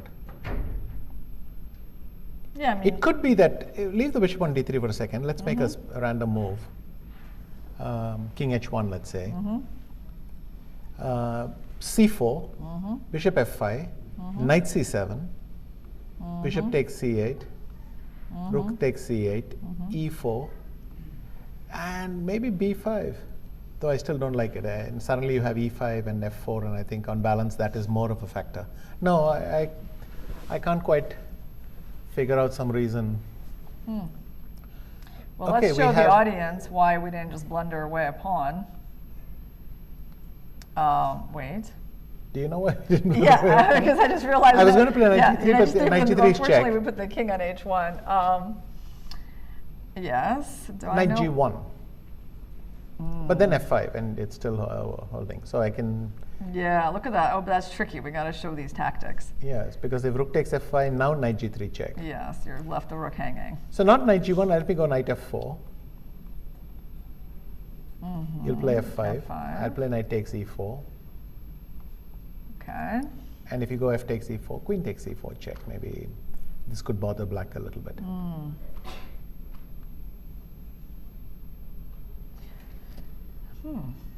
Is white better here? Because it's still a question, isn't it? Like, it could also fizzle out into equality pretty quickly. Eugene Perelstein, Grandmaster for the United States, is saying Ding's time management is not good. Luckily, his position is quite solid, so may not be an issue for this game, but it could play a vital role in critical moments. Yeah, I would agree that Ding's time management, not amazing. I mean, he almost lost on time in the second game. Right now, he's close to half an hour behind Nepo in a game that he's already played, right? So he's basically just been reproducing the moves for a long time, from a game that he's had just last year. Yeah, what do you think, Vishy? I think quite a good point. It betrays a certain, he's still trying to find his self-confidence, I think. And that's the reason he's thinking everything through. Today, it's maybe not such a big factor because, after all, it's a harmless position if you think Jan doesn't have a big improvement here. So he can afford to, he's just wading in slowly. I would let it pass in this game because he needs to get his confidence back. A good game today would set him up nicely for the rest of the match. But at some point, somebody should have a word with him about playing a bit faster. Yeah. Like Kazimzhanov did with me and so on. So I think that's a good point there, Eugene. Okay, so let's go back to this moment. And we were just trying to figure out the point of this bishop attack. You know, was c4 such a big problem? And there were other moves, of course, other than, you know, king h1 that we could try. Actually, king h1 is a mistake. Can you see why? King h1 is a mistake. Okay, let me try to figure that out. I just realized that we made the worst possible way to go. Exactly. Okay. Why didn't you just show it? Yeah, we did make not a great waiting move here. We kind of forgot that there were some tactics in the position and that there was going to be a rook hanging. So knight takes d4. And in fact, this is not just two rooks for the queen because it's ending in a back rank checkmate. So yeah, you got to be careful. Sometimes even with such an innocuous move like king h1. Right, well, I don't know. There was queen d2. Right, which seems more natural. Yeah, that would have been a typical move. But all right, he played bishop b5, so we can kind of understand this move as getting out of that c4 attack, maybe just also holding off this plan for a little while. But on the other hand, Vishy, sometimes there's going to be knight c7, right? Yes, so he played rook d8, and now what is... what is Jan, what does he want? The other question is if... I couldn't sack the exchange. I mean, I wanted to play cd4, but of course you can take on e8. It doesn't make sense because I'm just giving you an exchange for free. And dc3 doesn't threaten anything, so which would have been the case with queen d2, but not here. So. So I need the queen to be on c2 for my idea to work, and I need it to be on d2 for the idea to work. So a bit of a mental thing, and this is very solid. I'll play bishop d7, I'll capture with the rook, I'll capture on c5. What exactly does he want? So you think this is the idea? Yes, it's as he played in the previous game. So then okay, so basically let me try to understand one more time. The reason he didn't do this move immediately was because of the weaknesses of these squares. And since he can't capture with the knight, because that pawn is hanging, he would have had to capture with the queen, and then the queen is protecting that square, so the knight could go here, and it did seem like this was a bit annoying for black, right? Yes, I mean, I went a bit further. Let's try c takes d4. Knight b6. Yes, exchange queen b5. sack. Knight takes a8. d3. Queen d2. And first of all, knight c7 might work. Second, knight c3 is working. So this is really not a particularly fortunate choice of tricks, but... You're going to be able to at least save one of those two knights, and then you're going to be up in exchange. Right. Okay. So that didn't work, and so that was probably the reason he didn't go for this line, this position. I mean, we were trying to make this work. Like, there were some tricky things that you were doing, right? Other than cd4, what else did we look at here? Like queen c7, queen c6. And then we ran into knight takes c5. b6, queen a4. Yeah. But queen c6, knight takes c5, rook a c8 might be just fine for black. I think he just made a move. He played dc5. Okay, good. We were analyzing that. But this is strange, isn't it? Isn't he walking into d4? What is he doing? So rook d8, queen takes c5, and what is his plan? Bishop d5, rook d8, dc, and queen c5. I thought this before, but if queen d2, queen d2, d4, take multiple times, and then just go queen f2, and black plays bishop e6. It's a dead draw, right? Okay, so you're saying in this position, white is experiencing some difficulties holding the square. I don't see how he's stopping d4. Yeah, because it's kind of the critical point in these positions to establish control over that. But Nepo is playing quickly, so he just played queen d2. Okay. And I suppose that knight d4 would be his next move if he gets a chance. But the question is whether he's going to get a chance, because this is the critical move now. d4. Okay, e takes d4. Knight takes d4, knight takes d4, rook takes d4. I mean, you can't avoid these things. And I go queen f2, let's say. You have time to develop your bishop, because knight e2, you can still play rook d5. Well, this just looks super solid for black. I think, in fact, Nepo is going to bail out.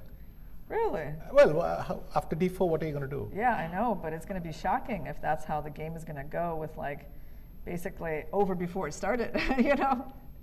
Yeah, well, when did it start? Was it? Yeah, when did it start? When did it start? Well, I mean, when did it actually deviate from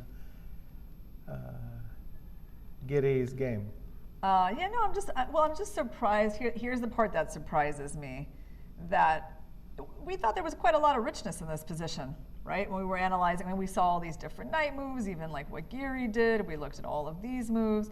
I mean, it's not like this position that we had a couple of moves ago was without play, right? So it would surprise me if he's just going to go into some line where everything gets traded in the center. Also, it's particularly not impressive that you go queen d2, d4, take. And by the way, after queen takes d4 check also, I don't see white's advantage. All right, so let's take a look. Let's see where we are right now. Knight here, c5, bishop b5. And that's, yeah, so first of all, he wasn't forced to go there either. These queen d2 plans are interesting. I mean, if you dissolve everything in the center, I do have that pawn on d4 I can press. Yeah. But recently, Jan has, in situations which were very favorable for him, like at the candidates, he did take one or two short draws and not burn his bridges to the white pieces. It's very tough to put pressure with white in every game. So he has been solid. It helps him calm down as well after the understandable high of winning a game. I don't think it's a strategy, but I don't know what went wrong. Maybe he forgot about this line and wasn't into the details. That's possible. I mean, rook a1, knight c1 is a well-known plan, so that doesn't necessarily mean he's aware of everything. And right. I mean, it's funny because Giri also took on c5, but it's like it was a bit different, though. Yeah. I mean, it's a bit different. Well, his queen on f2, and so he managed to at least get a rook on d4 and pretend to. Yeah, and there was a knight that could go to b3. I mean, it's very different here. And then so he's kind of like using some of Giri's play, but it's not exactly the same position. Yes. I mean, queen c5, queen d2, d4. Let's just, I can't see anything that he could be missing. E takes d4. Yeah, also if let's just look at it purely visually, right? In terms of like the harmony on the board. Black's pieces, these pieces are making a good impression. Yes. Right, and this bishop on b5 looks a bit awkward. Like obviously the knight can't move. I don't really know what this bishop is doing here. So yeah, you're kind of forced, because you can't obviously, I mean, you can't go there and just like give up your pieces. There's no back range. I do have the h7 square thanks to that early h6. Yeah, so it doesn't work. Yeah, so you got to take. Knight takes. Again, there's a king on g1, it's a discovered check. Oh, he could play king h1 here, but it doesn't change anything. I could play bishop e6 and we're back to where we started.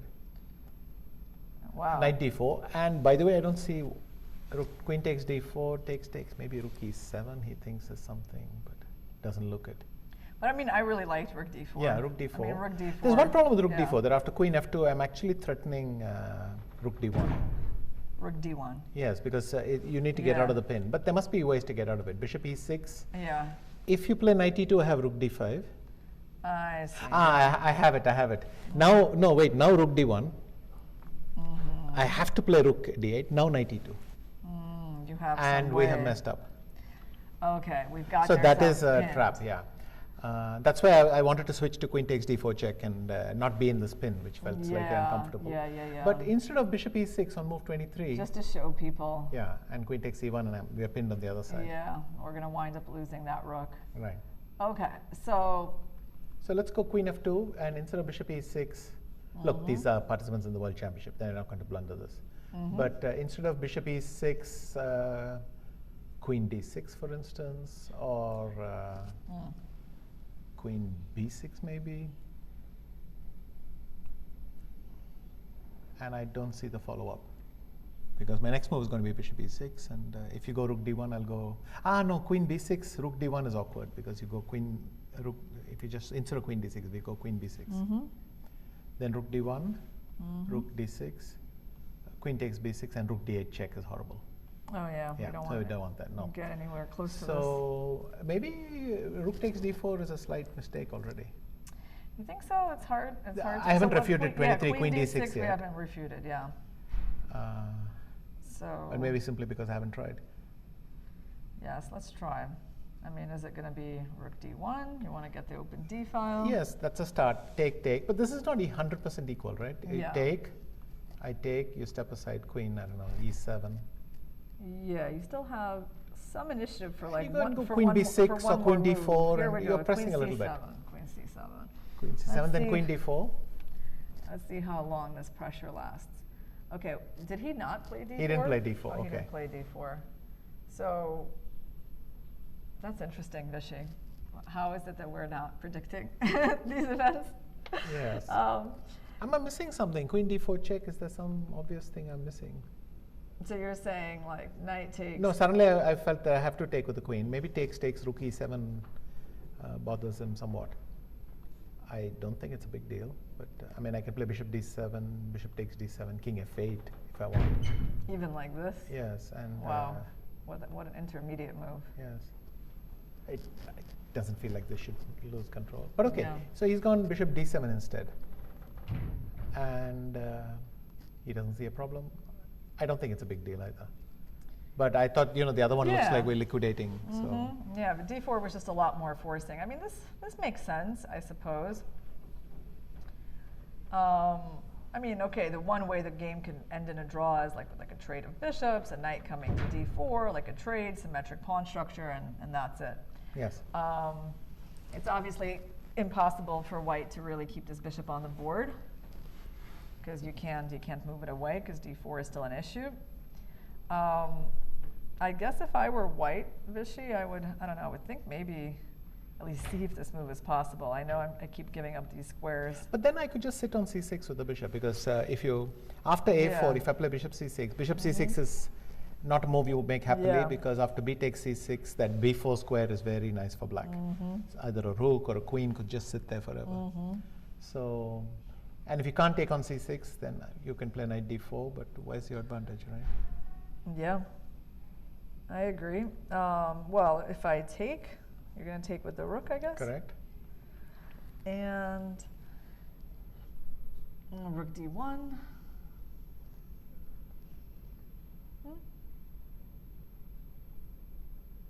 I'm still going to try a little with that knight on d4. Did I miss something in bishop d7? I just can't see why you didn't play d4. Well, we can check that. We can ask bang on the all-knowing oracle. Okay. If I can just find it. Well, maybe we'll do that later. we'll come back to that. Rook d1. Yeah, because here you still have some work to do, right? Yes, and the thing is, this mutual pressure of e3 versus d4. Thanks to that pawn on a5, black's got an extra weakness over there, and I think that's not insignificant. Maybe it's a good time to take a break, and let's hear Peter Swidler's match predictions.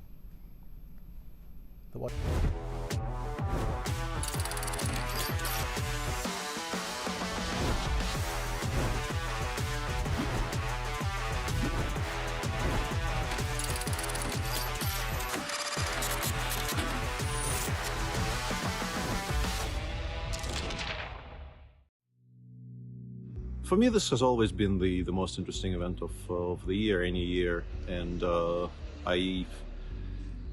me as a lifelong chess player and also a commentator, there's no such thing as a boring World Championship match. I know the format has been criticized in recent years because we've had a bit of a dry spell in the previous decade, but I always find them incredibly exciting to watch. There's always a lot to discuss, and of course it's a pinnacle of achievement for any chess player who is serious about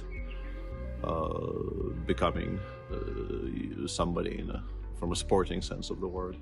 So I'm very much looking forward to this one as well. I expect this one to be a very open and a very fighting match. I think stylistically they tend to play interesting games against each other, and they're both very ambitious. And also, it will sound like a bit of a perhaps criticism, but I get the feeling that maybe the openings will play a somewhat lesser role in this match compared to some of the previous ones, in that there will be maybe less emphasis on completely sort of killing the games off with black, which has been, I think, the focus of many of the previous matches for the World Championship, where people aimed to just not really play a game of chess with black if they could help it. But I think this one, I get the feeling, which I can't really explain, that maybe this will not really be happening as much in this one. I think it will be a lot of fun to watch. If I had to assign some sort of numbers to it, I would give Jan 55 to Ding's 45. I don't really have a very good explanation for why I think that, because I think both of their A games are incredibly good. Both of them, at the height of their powers, are capable of playing fantastic chess. And if you have to give an edge to somebody, Jan, you can argue that Jan has a kind of a very negative experience of playing a World Championship match, because the match in Dubai did not really go the way he would have wanted it to go. But still, he played a World Championship match, and he has a system in place to prepare for it. He has a bunch of people around him who will do a very good job, as we've seen before in Dubai, who will do a very good job of getting him ready, getting his openings in shape. Whereas for Ding, this is the first experience, and I think an experience of this sort is absolutely invaluable. And I think this might be the edge that Jan has. As I said, I think this shouldn't be the problem this year. I think the way they tend to play chess, and of course the World Championship match should probably mean that some things will change, and perhaps they will not be as, free in their expression as they are outside of that. But still, I think the way they play against each other and the way they are as chess players in general should provide us with plenty of excitement, and I think there should be a decent amount of decisive games. Of course, it changes something. For me, this is still, like, I'm not going to say this is not the World Championship match because Magnus isn't playing in it, even though some people have expressed that opinion, but I don't really agree with that. But the topic has been, talked to death by now, but I can sort of reiterate that, of course, it hurts the cycle that Magnus isn't in it. He had every right to do what he feels is best for him, but of course, it would be better if he was still playing the cycle. But it's still a match between two people who were, I think, quite clearly the chess players number 2 and 3 in the world in the past sort of calendar period, which resulted in them qualifying. I don't think there is much doubt that without Magnus we got the match that we should have gotten.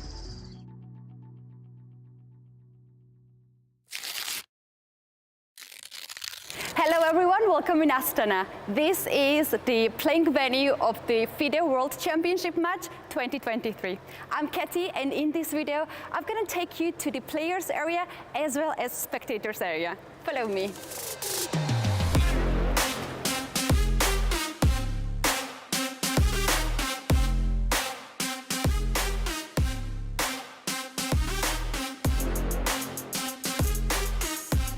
This is the playing venue. 2 champions will fight for the title. And also we have here the spectators area where everyone can follow the game here.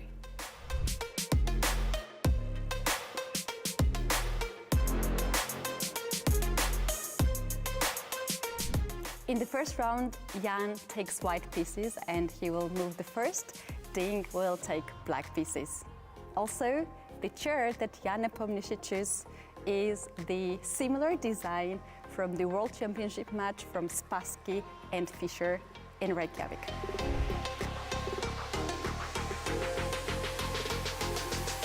Ding Liren chose because he thinks this is the most comfortable for him.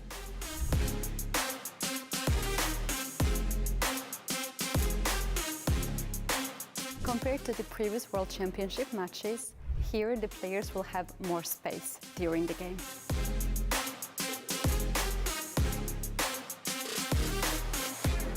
And in the end of the video, I am going to take you in the most secretive place of the whole venue. This is the players' lounge, when during the game, each of the players can come and rest. They'll have drinks and also snacks on the side, as well chess game on the screen. For the first time in the World Championship match history, the players will be observed by the cameras.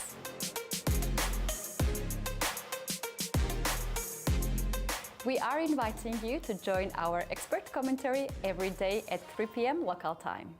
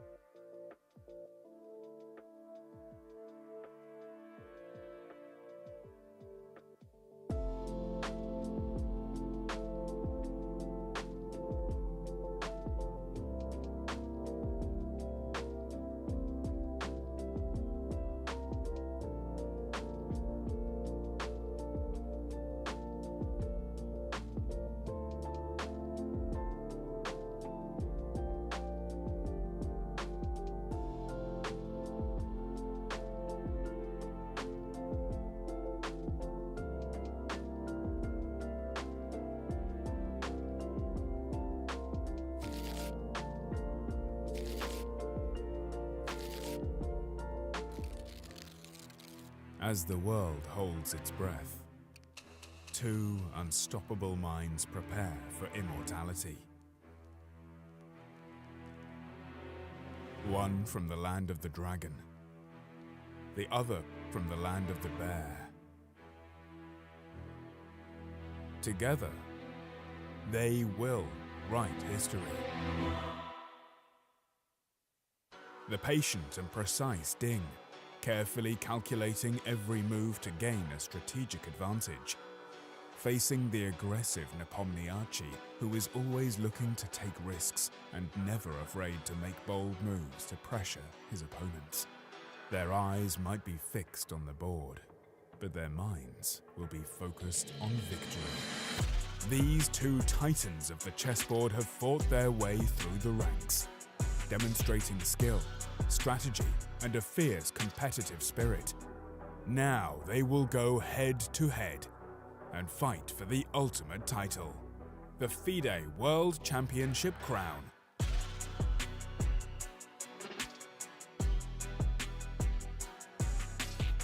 Where champions come and go, chess endures.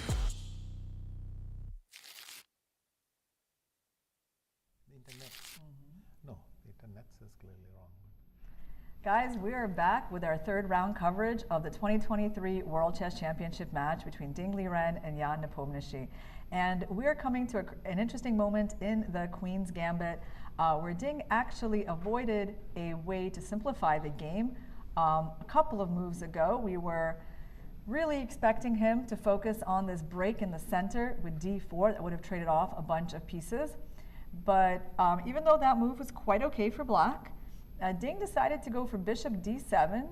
And really interesting point is that after bishop takes d7, knight takes d7. We were only looking at rook takes d7. But the computer did point out when we checked that knight takes d7 is the preferred way to go, with a very interesting point that afterwards the knight can go to b6 and c4. Yes, and there's clearly a problem with knight takes d5 because I would just play knight b6 and you're losing a piece. Oh yeah, you don't even have the chance to guard it because of that pin. Right. And you could go queen takes d5, but then you have a different problem, which is after queen takes d5, queen takes e3 check, king h1, you would go knight d to c5. I don't know, I suspect that maybe knight c1 or knight g3 is going to be equal anyway, but your black's knights are just a bit better placed, I think. Yeah, you got to be careful here because already this knight is coming to d3, so that's why you're trying to like use these discoveries to force out the queen. Yes. But if you think about it, I mean, yeah, like there could still be some issues here after rook here, rook here. Exactly. We're talking very small things, but of such things are points won. Just to go back, instead of queen takes d5, I could also go back to d4. Knight d4, back. Knight d4, yes. And if black plays knight b6, then what I want to do is to play knight takes e6, f takes e6, and maybe queen d4. You want to change the pawn structure, go into this kind of French-like pawn structure. And by the way, Nepo is making a move, and he is going He's knight gone back d4. to d4, yeah. We might see this. So queen d4, I have a decision to make. I have some perfectly normal move like rook a c8. But it's very alert of Ding Liren to spot knight d7. I mean, I was almost on autopilot and I just dismissed, I just went rook d7 as if it was the only move available. But very alert of him to spot that. Yeah, and he also played knight b6 very quickly. Well, okay, that part is natural. But yeah, it's, I mean, the move knight d7 did require him to just leave this pawn en prise and to make sure, you know, that white cannot take it. Not a super difficult calculation, but still quite precise of him to realize that. I mean, it's also just that it was like a fork in the road, right? Like, I'm sure, I mean, d4 was not the kind of move you don't see as black, so he obviously knew he could do that. And the fact that he chose not to keep kind of the tension in the center is interesting. Like, do you think it's a sign of his ambition in this game that he refused this kind of total simplification in the center? You know, he thinks I can play this without any risk. Let me try a bit more. And he's trying to get into, he's won a lot of games which looked drawn. This is very much his forte. So yeah. It's not impossible he makes some progress. Even if he puts a little bit of pressure, imagine he puts pressure with black. It changes the psychological story so far. So if he can make this happen, very good for him. Yeah, I agree. I mean, yeah, we cannot call a position like this, you know, in Nepo style. It's a more technical position, and it's exactly what Ding excels in. So I think, yeah, it's great that he came up with this knight takes d7 idea, and now after knight d4, knight b6 was quickly played, and it is Nepo's turn to move, and he's still not at the board. So knight b6, and so you were suggesting here, Vishy, to take this knight and try to get a queen trade. Yes. So let's try. Let's take a look. So I was saying here there's rook ac8. What other options do we have? We don't have a ton of options. I mean, I either have to support the queen here, or I gotta take it, right? If you go rook ac8, maybe queen g4 is where I want to be. Trying to hit that pawn. Though it's true, I would rather be there with the king on h1 rather than g1. Because at some point I'd like to play e4, and then you have, if it's pinned, I can't do that. Yeah, so how do I defend this pawn? Rook c6 looks decent enough to start. Yep. c6. And then you want to go knight c4 quickly. Knight c4 is a big move, yeah. So you just don't have time for king h1. Knight c4, e4. Well, because of knight e3, you actually have queen h4, but still. I mean, I guess we can try it, because, well, at this point, white needs to play for that. There's nothing else to play for, right? Or, I mean, yeah, no, queen d4, queen d4, g4 might just be wrong. Let's go back. So rook ac8 is one move, and the other move is taking and changing the structure. So let's just take a look at this pawn structure and see what it's about. So what are your plans here? I mean, this is not a big weakness like it sometimes is in the French defense. The king does a pretty good job of guarding it. We don't have like a passive light squared bishop. And yeah, black has this active knight. It can go and be on c4, it can be on d6. You do have the b5 square though. Yes. But if you go, so do you want to go knight b5? I'll go rook ac8. By the way, we could try to come in if you give us a chance, but okay, you still have rook f2. I can, yeah. I could go rook c1 here, but maybe rook c6 is. No, rook c6 you could take a knight a7. And we're starting to have problems with this pawn. Yes. I mean, black's in no danger, but maybe neither is white here. Yeah. I mean, rook here would be very awkward. Yes. Yeah, we don't want to do that. Okay, but how about knight c4? Then I can't play b3. Is that what you're saying? If I go rook f2, you'll play what, knight e3 or rook f2? Yeah. Maybe you'll toss an a4. A little positional move. But I would rather have the rook on a8 then, because I want to kick you with rook a5. Let's see if we can avoid rook ac8. And you want to try to play knight c4 right away. Yep. But then b3, there's still knight d2. No, but what about knight c7? No, knight c7, and I don't have rook a6, so I wind up kind of losing this pawn. That's not really what black wants, right? No. That's why we played rook c8. Okay, so rook ac8, you tried rook ac1, and now I have to kind of worry about this square a little bit. I think king e7 is a good way to start. Ah, okay. There you go. Because if the king comes to d7, then suddenly knight endings, it could charge out. Who knows? Yeah, I really was concerned Slightly about that hope-based, square. So I like king e7 a lot. Yeah, just taking care of the d6 issue. Well, I mean, this is comfortable for black. It's a question of what you prefer, right? You know, do you prefer rook a8 or do you prefer changing the structure? What do you think, Vishy, intuitively?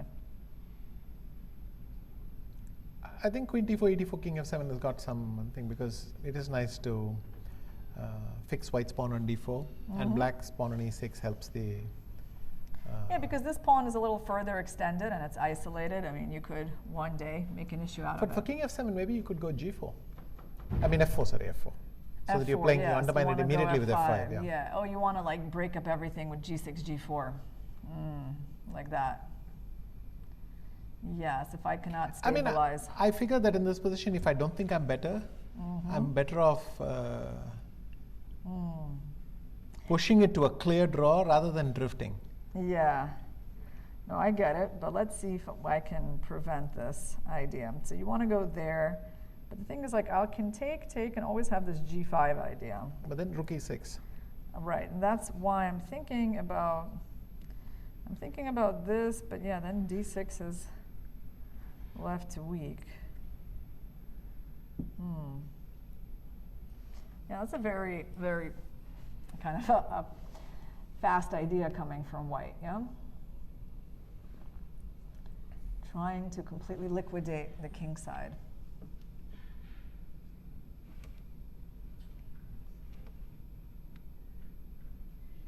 Okay, well, let's try rook e8. Let's just see what happens. Knight b5.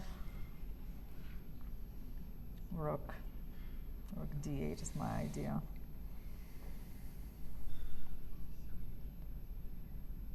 Or maybe even, yeah, probably rook d8.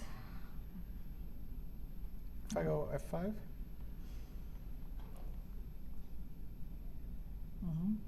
Take.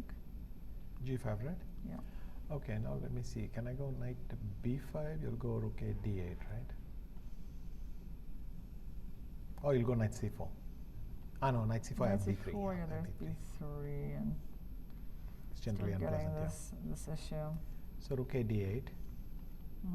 Now I could take on e8, and you cannot capture with the rook. So I get rook e1, check rook e6. That must be correct counterplay.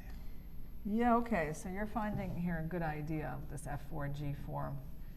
Anything we can do to avoid that? I mean, king f7 seems so natural.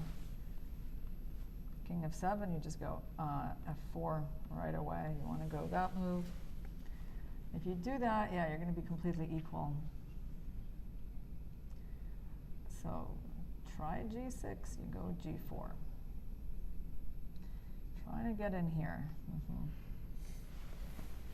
Okay, I have another interesting idea. Let's go rook d6. I want to try to hold e6, and also in some cases put my rook in a nice square on c6. You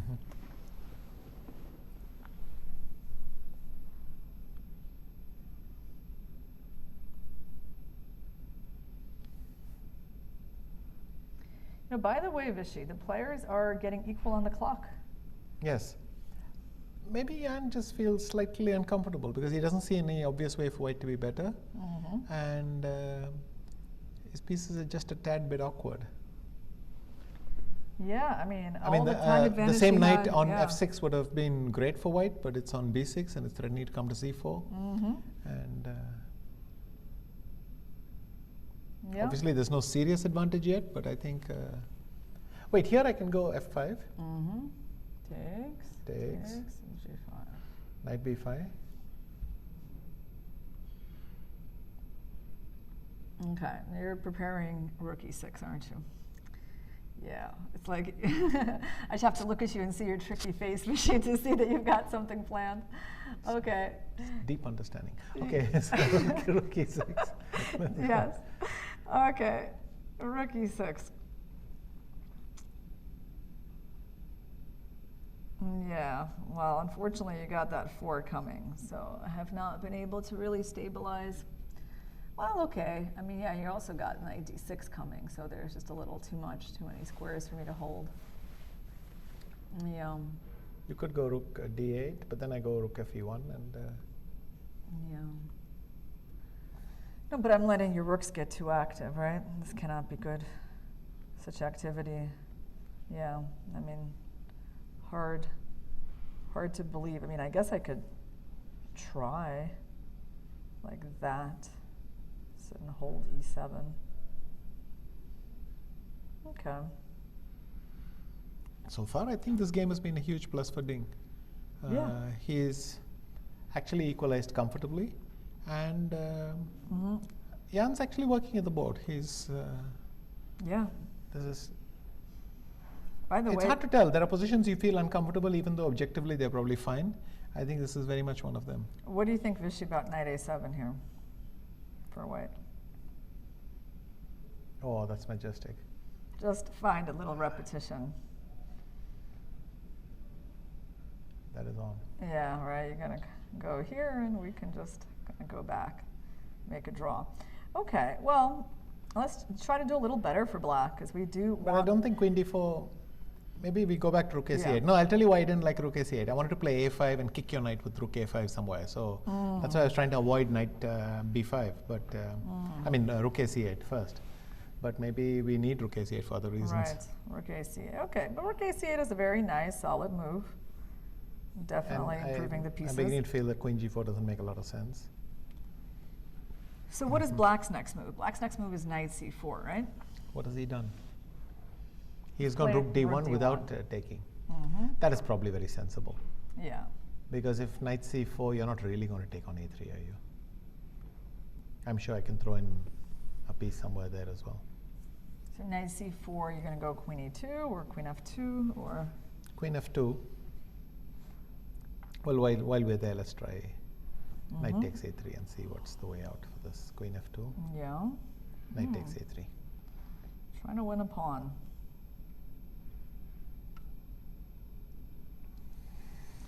Ding didn't even think much about it. He just went in with a knight. I guess it was just that. But what else are you going to do? What else are you going to do? Yeah. Well, obviously, knight c4 cannot be a bad move, yeah. And so now, yeah, the question is for Nepo where he's going with the queen. And there is this tactic that you're pointing out that is trying to win a pawn.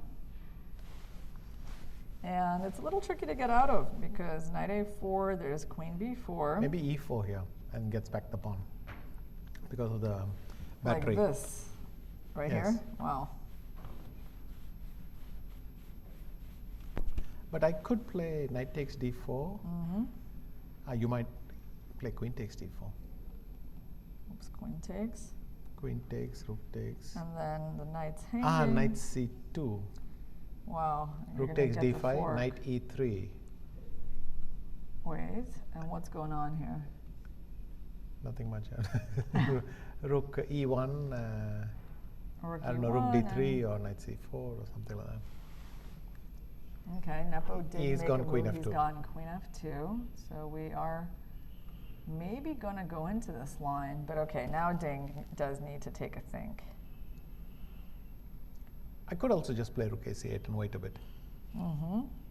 So okay, well since this is the most forcing move, let's make sure we just have a really good handle on that.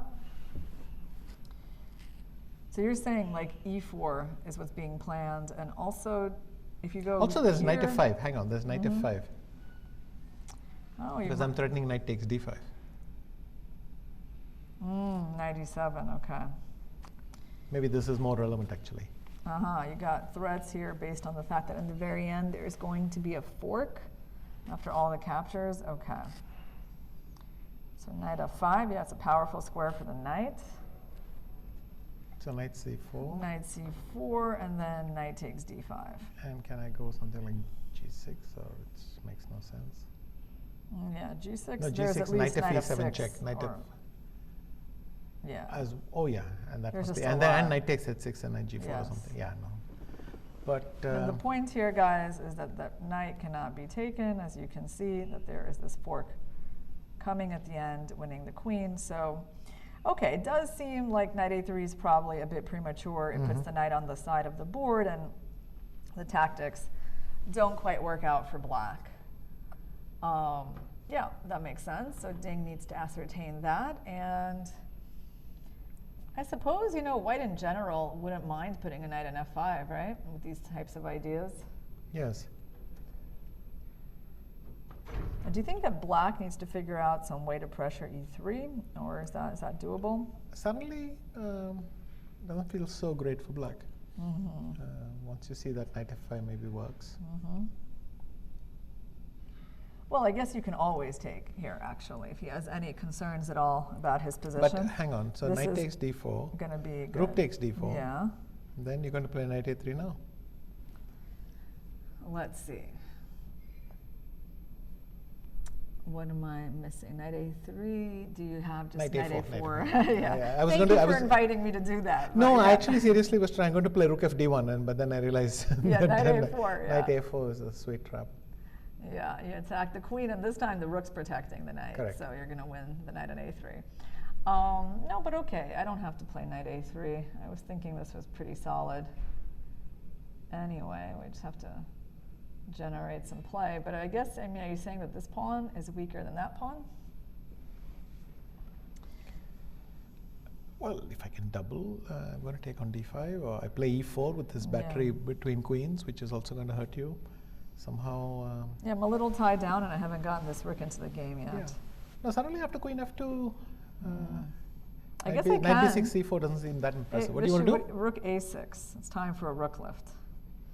Look at that. Why is it lifting to? It's lifting to defend the pawn. If e4? Okay. e4. Yeah, I'm in some trouble, yeah? I'm pinned over here. And yeah, I don't really like the look of this too much. That didn't work out too well.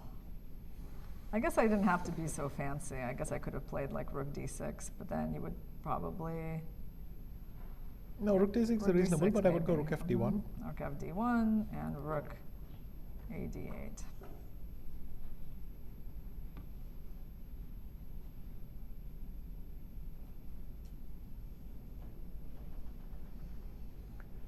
I have to say this looks tough for me to break down, because I'm also kind of like targeting this pawn. I mean, it's tough for me to play like this. I feel something's gone wrong with black, but I don't see a clear way. How do you?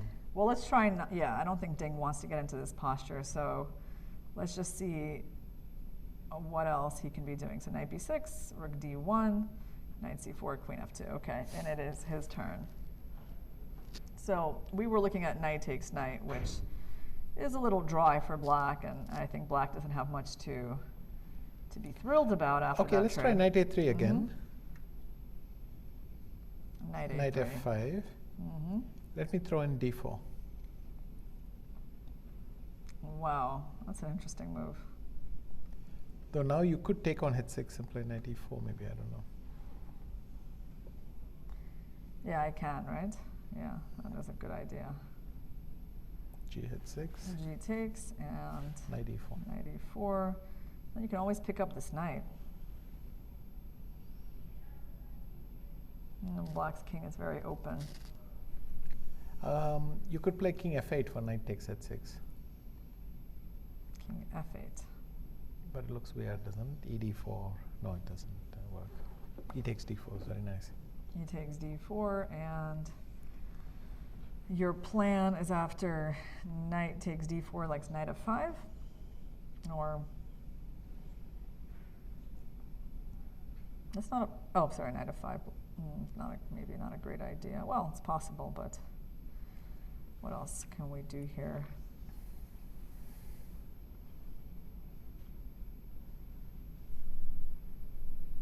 I can't play knight e4 or anything, because you'll have knight e2 Knight check, E2. and or then you're seriously better. You take Yeah. you put the other knight on c2, and you're having fun. So what does white do here?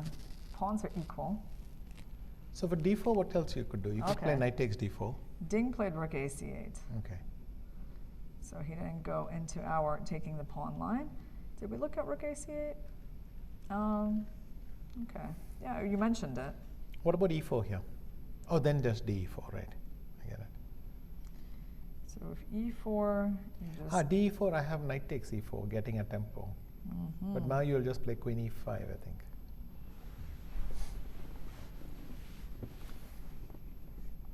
And then things are kind of liquidating. So knight takes a6, queen takes a6, and probably nothing here, right? Yeah, there doesn't seem much here. Okay, so rook a c8. What can white come up with? White can, I don't think this trade is really in white's favor, right? I mean, opening up the look. Can I go knight f5 as before? This? How will you play knight takes b2?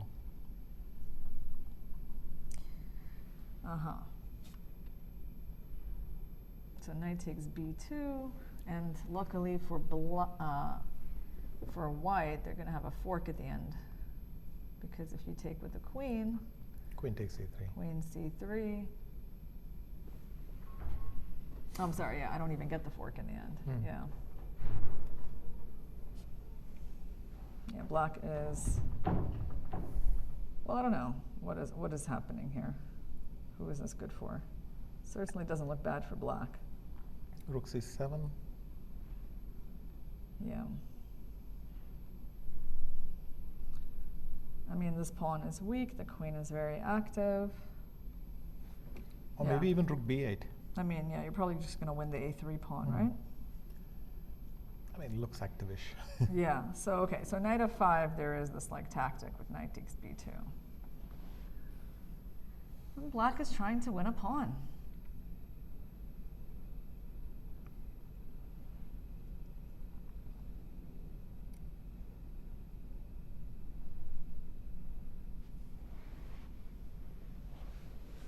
Yeah, they're also attacking this rook. So maybe we can't do this, Vishy. What do you think? Maybe white shouldn't be allowing knight takes b2. So rook a c8, what can he do?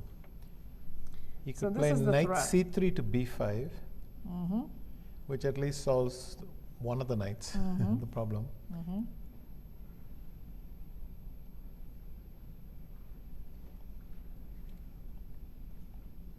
Or I could go rook d3, but that looks strange also.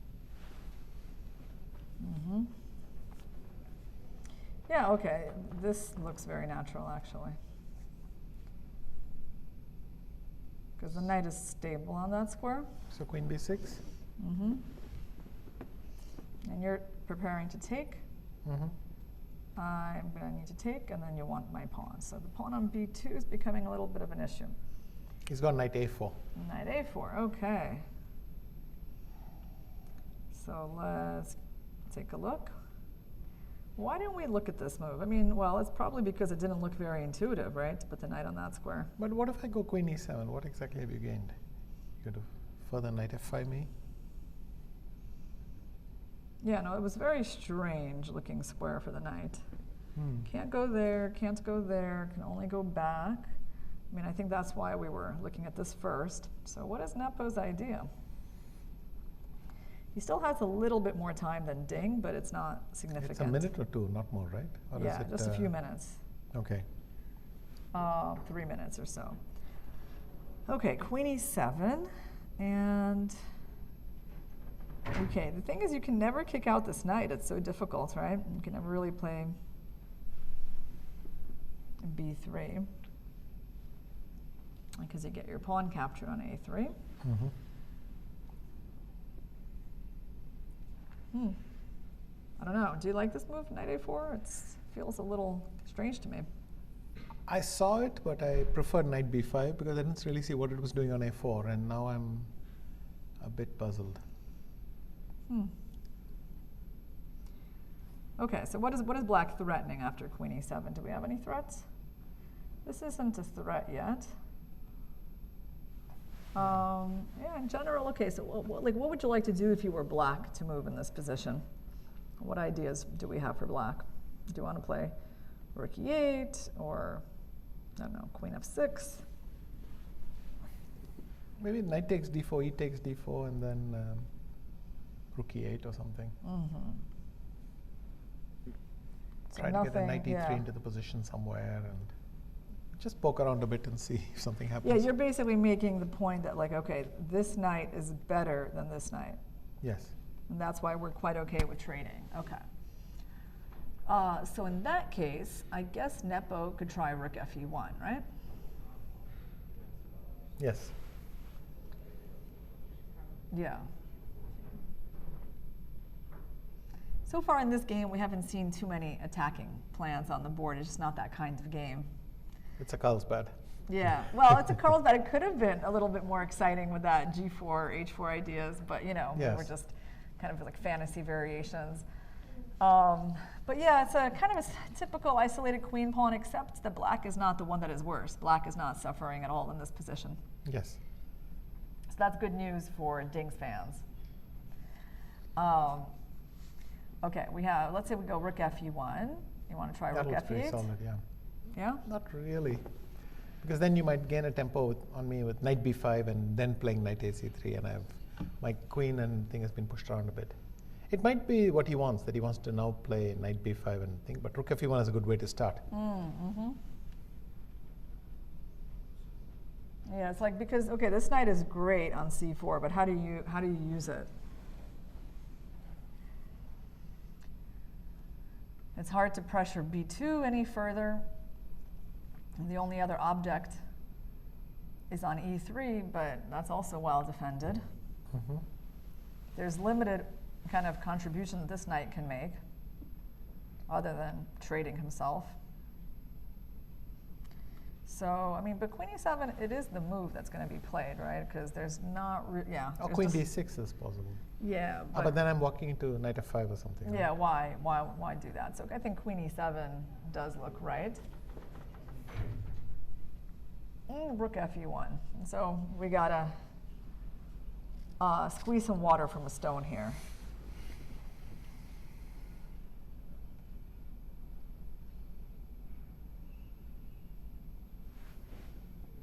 I mean, is there any way to target this knight? I mean, most of the time I was ending up playing knight c5 or something just to exchange it. But yeah, what do you think, Vishy, about this move? Okay, knight c3. But you're back where you were, right? You going to take on a3 or not? That's the idea I'm trying to see if I can do. So knight takes a3. But then knight f5, right? You had knight f5. Yeah, there's also knight d5, right? Is there knight d5 or? Yeah, but that is just dead, right? I'm thinking if black wants to conserve something. Okay, Ding is reaching. Let's see where that queen is going. Yeah, he's reaching for something. And you were trying to also do that. You're going for more. That's right. You're going for these ideas again.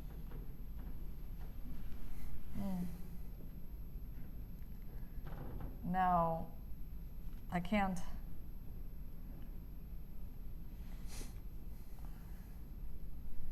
Can't do that, can I? I just need 2 moves. That's it. I mean, okay, I got a knight and a pawn for the exchange. And just to see, I mean, I know you're going to do something. Oh, where did he go with E7. the queen? Is it e7? Yes. Okay, e7, yeah. What And do you now think? rook f1, Are you going to go, I mean, you're going to go e4, try to destabilize the center, or what do you have planned here for white? Perhaps queen h4 is a good place to start. Let me first threaten some knight e7 check, and I just ask you where you're going. Yeah.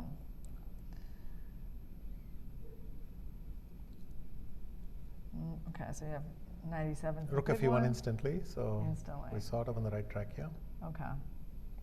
Yeah, well, it's natural piece improvement. Okay. So I definitely don't want to let you just take that pawn, do I? I think here you might be in some trouble.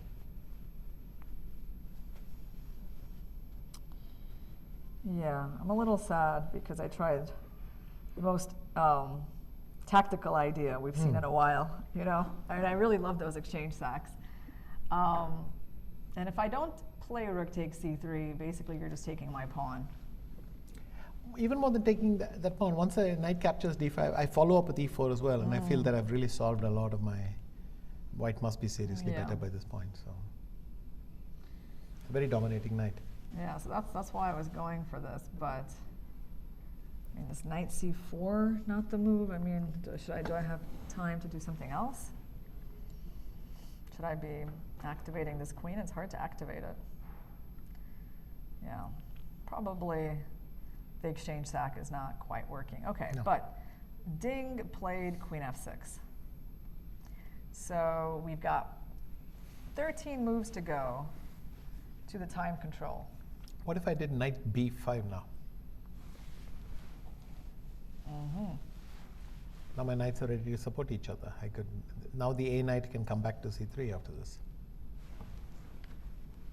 Also, do you have ideas of b3 here? I mean, is it like a chance for you to finally get rid of the strong I hadn't knight? considered it. I merely wanted the other knight to be able to come back and get that thing You going. want to just come back here and attack that pawn. Okay, and that makes sense. So knight b5, but hold on. Wait, Yeah, instead this of is protected. instead of knight b5, could I also play knight c3? Just immediately. And again, on knight takes a3. Okay, now let's try it. e4. Oh, wow, okay. e4. So basically, you're just attacking this pawn, and you want... but you go knight takes d4. Yeah, knight takes d4 works. And then... There's a big problem. Hold on. Okay, let me let me see. Let me see.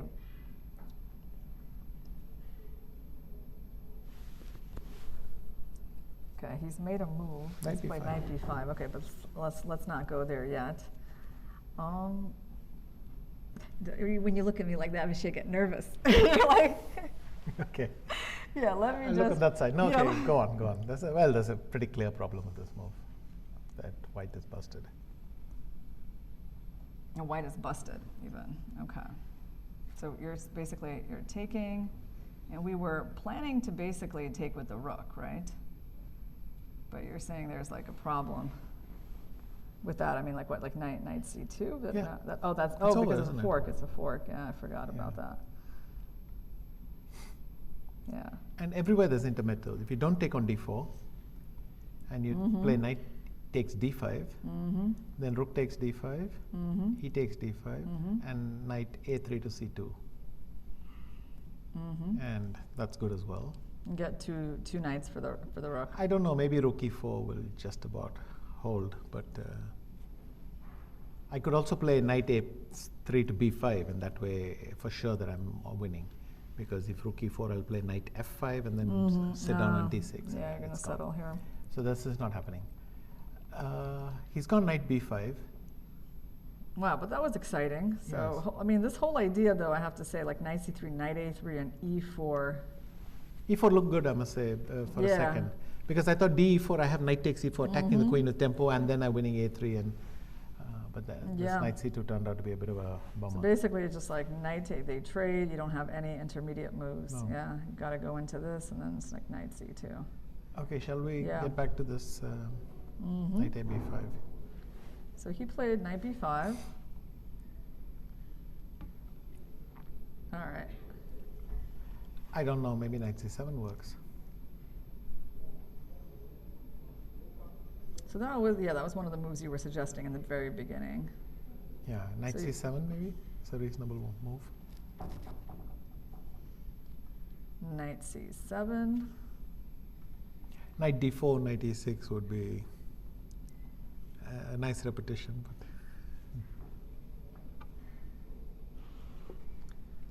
But if knight takes c7, rook takes c7, then suddenly your knight on a4 is looking pretty strange, isn't it? Right, because are you having some problems returning with it? Like, what if you just still go knight c3?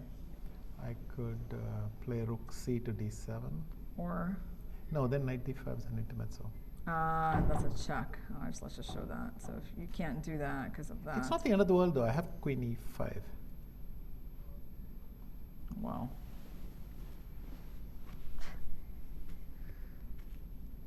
Yeah, somehow. Okay, so we could, for example, do that. And that would be quite equal, but certainly not worse for white, right? Like. Yeah, queen d3, are you sure it's completely equal? Rook. Oh, it's still a little bit something for black, right? You're a little bit more Also, rook active. c2 is coming. Yep. All right, let me see if I can find something more convincing. Well, okay, but the point was that if I take the rook, you take here, and once again, we have a problem. yeah, black is certainly happy. Or even rook takes d1. Mm-hmm. So wait, so you're saying that knight takes b2 is actually possible? Yes. That knight I initially takes, dismissed it, but then I right, realized because the that, queen e5. Queen e5 is a very cool move. Yeah, it's like I mean, you basically allowed yourself to get forked and then just coolly moved away. And then there's still this attack on the rook. Yeah, it's very nice.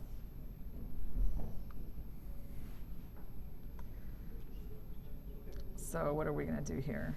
Yeah, there's not too much to be done. So you're suggesting knight c7. Though I must admit, after knight d4, I have nothing better than going back to e6. Sure. Yeah, there could be a repetition like that. Anything But else? without knight c7, I think knight ac3 is a significant threat, because suddenly it's a bit awkward to defend that pawn on d5, right? Right, so this move is coming. Then you're going to run into some issues. So it wasn't only in jest that I went to Yeah. knight c7. Yeah, right, so Ding is going to have a few problems with this pawn.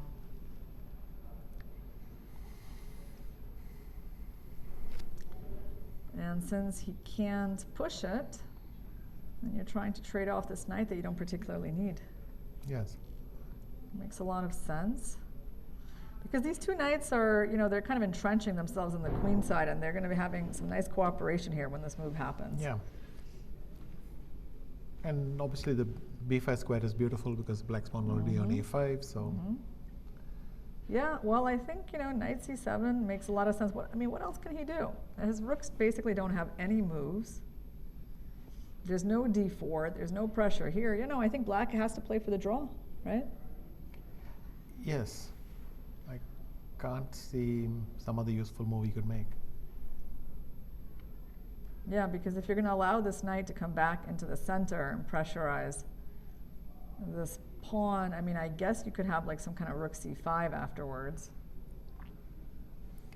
But then b4 or b3, something feels like it'll go wrong. So we just show the lines. Yeah. We just make a waste move here. You can't defend this anymore because b4 is coming. e4 might happen, but b4 is a problem. So slightly knight c7 feels like a cleaner solution somehow. But let's see what's happening after knight b5.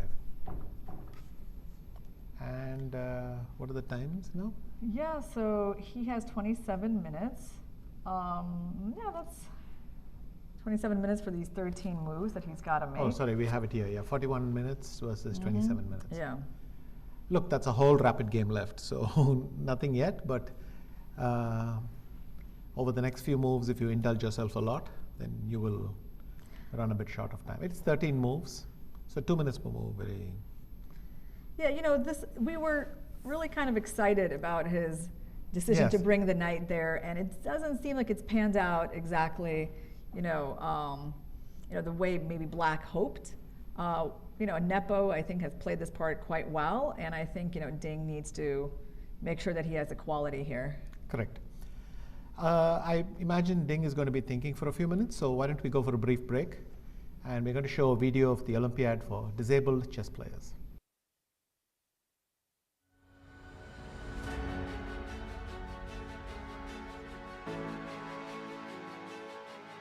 We have a long history of supporting chess players with disabilities, and some of them were able to take part in previous Olympiads, but just a few of them. We thought they deserve better. They deserve to be full-scale participants of our major events.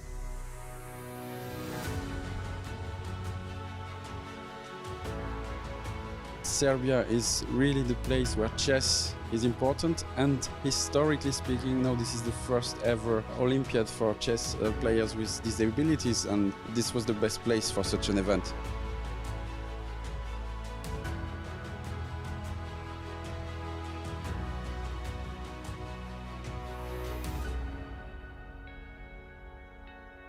many of these players, for them chess is a way of, entering the social life, interacting with others, meeting friends. So by playing this game, these people really have a life. That's why it's so important to have this.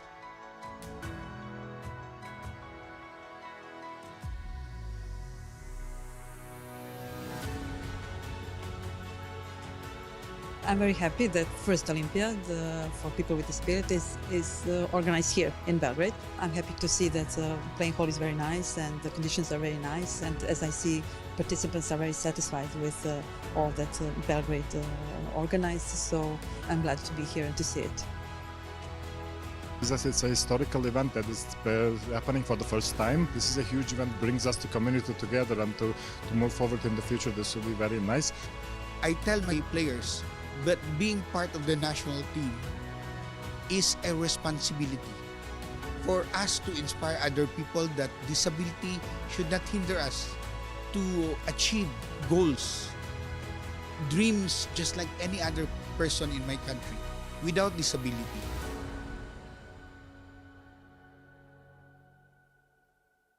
Chess is the only sport where there is no difference between a person with no disabilities and a person with disabilities. Like it gives me the opportunity to beat giants. You see, I'm a small person. I cannot walk. I use a wheelchair, and this sport gives me the opportunity to challenge myself against regular people. It's not so difficult for me to play chess with disability because in chess it's important to have a good mind and to be calm. I go to a normal school with normal children, so for me it's not difficult. Those who are learning chess, new beginners, those who are, if they are blind, they need to touch the board a lot.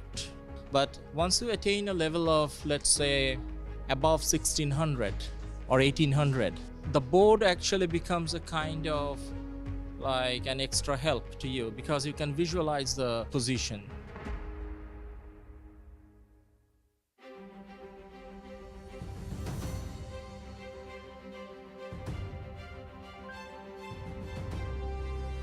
Chess brings us together, and it provides an equal and diverse ground, but also it is too available and suitable for all kind of diversities. And I think this tournament shows very well this fact. The first Olympiads is the most critical step of this important message. Chess is one of the most suitable sport for disabled people. Chess is, suitable for all of us. This event is a great opportunity for people with disabilities to feel this atmosphere of Olympiad and overcome our limits. I've been speaking with some of the players here, with some of the relatives of them here, and they cannot find the words to express their gratitude of this event really happening, because that's the happening of the lifetime for them. That's a special experience for them. They feel great satisfaction of being able to demonstrate the skills that they've been acquiring under the very special conditions. We believe it's just a first step in a very long journey that we are going to make to have chess fully inclusive for all these players, whatever disability they have.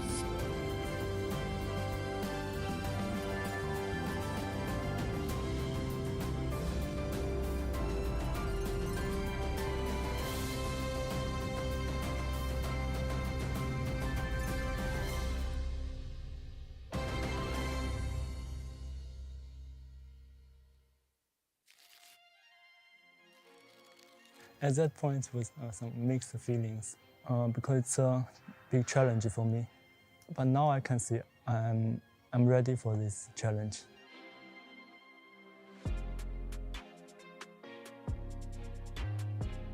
I'm confident about my preparation. Also, I think I grew up a little bit. I'm more mature.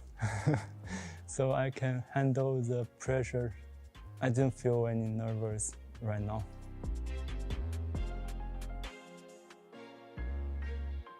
As I remember, it was Topalov Anand match, which I was in my teenagers. Topalov's attacking play inspired me a lot. Because he had higher ratings, also my recent play in Vaikanze was a disaster. So maybe that's why he's a favorite to this match. But I think we have equal chance. It's not a friend, but a good and friendly chess player. Well, he can play very fast and very strong if he's in very good shape. Also, he has the experience of the World Championship. But as I said, maybe he's a little bit emotional. Sometimes he played too fast, he forgot his preparation. Or yeah, if he made mistakes, I will try to explore it.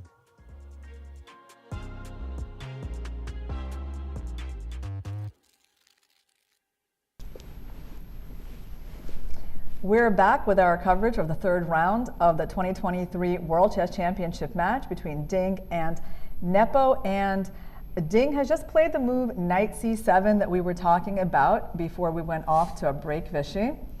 And yeah, we thought this was the most solid move for black, that it was pretty much high time for black to get this knight trade in before white would have a chance to reposition this knight to c3 and pressure the d5 pawn. And now Nepo is thinking about what to do. And I mean, we do know that there is a possible repetition on the board if white goes knight d4 and knight e6. And if white sees nothing better than going back to b5, which is what he just did, right? I mean, that was his choice from this position, like we already had it. But since we are here, shall we just quickly see why knight c3, I've forgotten why knight c3 wasn't playable. Now, after knight d4, knight e6, in that repetition, instead of going back to b5, so knight d4 now, knight e6, and what was the problem with knight c3? Right, so we briefly talked about that. We were looking knight about takes knight a3 we were doing. Yeah, here. knight a3, that's right. And oh yes, no, I will remember this forever. It will be seared in my memory, Vichy, this knight c2 move. You know, let's go through it again, because now I'm going to be confidently showing it to you guys. We looked at this move e4. This was a really interesting try, and problem though is that it doesn't work because there's knight c2. Yep. Okay, I think I got it quicker this time. Yeah, so that's the issue, that there is this tactic with knight takes a3 if this knight tries to return to the center of the board. You always got to watch out for these tactics. Let's just try knight takes e6 here. You're taking with a pawn? Yeah, I'm thinking, because I could maybe even, but I mean, you always have this e4 move, right? That's like after queen e6, idea. I want to play e4 and see if that leads somewhere. Yeah, at least. Though again, d4. Because if rook takes d4, rook takes d4, queen d4, knight c2 is quite funny again. Yeah, wait, so, but here, whoa, what if I go knight to d5? That's a powerful knight. You know, it reminds me of I could go knight c2, I could play knight b5, but knight c2 looks nicer, yeah. Or knight b5 as well as possible. e2. And then hopefully something strong. I remember, you know, E3 I let my opponent Alice Lee get a knight like that in our match in St. Louis, so I remember this knight very well. It was actually kind of similar. There was a knight on d5, and I had a black pawn on d4, so yeah, it brings back those memories. So rook e2, what are you going to do here? As a minimum, I have knight e3, so. Yeah, you're getting rid of my my so beautiful knight takes knight. e3, rook d8, and it's a complete equality. So that's. Yeah. I could go knight b5 and try to hold on to the pawn, but the knight feels very awkward. Instead of knight c2, I could play knight b5, but that looks very awkwardish. Okay, Nepo is going back. Nepo has gone back. Okay, now we'll see if after knight e6 he repeats or. Yeah. Well, I mean, I think it's pretty obvious that Ding is going to go back to e6 because. I mean, his knight on c7 is just not very good, right? Yes, the problem is now white is threatening knight c3 again because that rook has, he's blitzed it out. So I think they're agreed on the evaluation. Unless Jan changes his mind, we'll see. But Right. we were not able to find any other move, right? Besides knight b5. Yeah, so knight b5 seemed like the main idea. So basically, it's white who has to try to avoid this repetition if they want to. But it's pretty tricky to do. I mean, like, yeah, I mean, if you can't really go b3 because I will take that pawn and my knight will eventually get out from a3 because I'll trade this knight, come out via these squares. Taking here, what does that do? Doesn't do much. I take with the queen, Yeah. and we thought that was. Yeah, we looked at something like that. Yeah. and Because even though black still has the isolated pawn, b5 is in the air, and that's pretty unpleasant. I mean, I don't know, my prediction would be like it's a very logical place for the game to end in a repetition. Yes. Obviously, Ding is ready for it. And I think, as you say, it is justified here. I really don't see a better plan for either side. Yeah, but now we're going to kind of find out, right? Because Nepo has come to the board, and you know it's really on him to avoid this repetition if he can. He doesn't look like he's going to. Yeah, when you start looking at your score sheet, you know that that's not the sign of someone who's But I think trying to avoid a repetition. That is true, but I think 3-time repetition overrules the 30 move and all that, right? If you repeat. Oh, yeah. So they're not going to force you to repeat it 12 times or something. No, like yeah, that. they're not going to force, I mean, if there is a 3-move repetition, that's it. I just mean, like, I guess it could be like he wants to make sure it's not 3 times yet, there's only 2. But the thing is that Ding has a little less time than him, so why would he just give him any free moves to get to the time control if he's not planning to repeat? Yes. But more to the point, we looked at the position and we didn't see a better move, and that's got to be the overruling factor, right? Yeah, so it does not make sense to burn your bridges now. Nepo is back to b5, yeah. In theory, is it already time to claim the draw? I don't know, let's take a look. So this Queen f6, so the first time it has happened, knight okay, b5. so this is 1. This is 2. So no, it's only 2. Returning to d4 and then returning to e6 would make it 3? Yes, okay. Yeah, exactly. So Ding is thinking. Okay, well, while Ding thinks, I'm going to take this chance to ask you, like, I think a pretty big question. You know, Vishy, since, you know, Magnus decided to withdraw from the cycle, I think it inevitably raises the question of, is there a problem with the World Championship match format? And especially for somebody who's reigning for a long time. And you know, you're a very good person to ask this question because you have this experience of also playing match after match. And if you read your book, it's hard not to get the point that, you know, in a way playing all these matches had a deleterious effect on your chess, right? Like you write about how you were not doing so well in tournaments in between matches, you didn't really have time to fix that problem because you just had to focus on the next match, how you would win that, how even like you were in a kind of creative crisis because these matches were forcing you to, let's say, play for a draw as black, right? And you were getting into that, you know, mindset, draw as black is good enough, right? And basically, you know, every couple of years you were in the middle of these matches, that was your main focus, and ultimately by the time you got to your match with Magnus, I mean, you can't say that, you know, you looked at it with a lot of enthusiasm, right? I mean, it seemed like it was like 2008, 2010, 2012, 2013 matches, just a lot of that. And even the scene that you describe, I think it was maybe in your match with Boris in 2012 when you, someone maybe told you to open the window and you opened it and you saw that you had this beautiful view to the Kremlin and you guys were all so surprised like that there was this beautiful world out there because it was like symbolic of how the kind of life that you've been leading, you know, to play these matches so isolated, so sequestered, right? So it obviously, I mean, it takes such a big toll on a player, right? From that point of view, I mean, like we look at Magnus' decision, maybe he, kind of looked at his own experience, looked at your experience, was like, is it worth it? I mean, what is the point if it takes such a toll on you creatively just to win these matches? Okay, so a lot of questions there. Let's start at the beginning. I think even being locked in and working a lot is not bad if you're finding new ideas, you're excited, you're having fun. I can't emphasize how much fun we had when getting ready for Bonn. because it was my first big match after 13 years. And I wanted to do this for the first time. As I mentioned in my book, I was even slightly reckless about it, in the sense that I said, I'll play d4 and I don't care about the odds or the decision. I'll just do it, it's fun, and if I lose the match, I lose the match. I really had that spirit, and then we were doing match preparation after a very long break, and computers advanced a very long way, and the work was fascinating. It was good being with a group of 4 people. We had a lot of fun. So the creative energy was very, very high.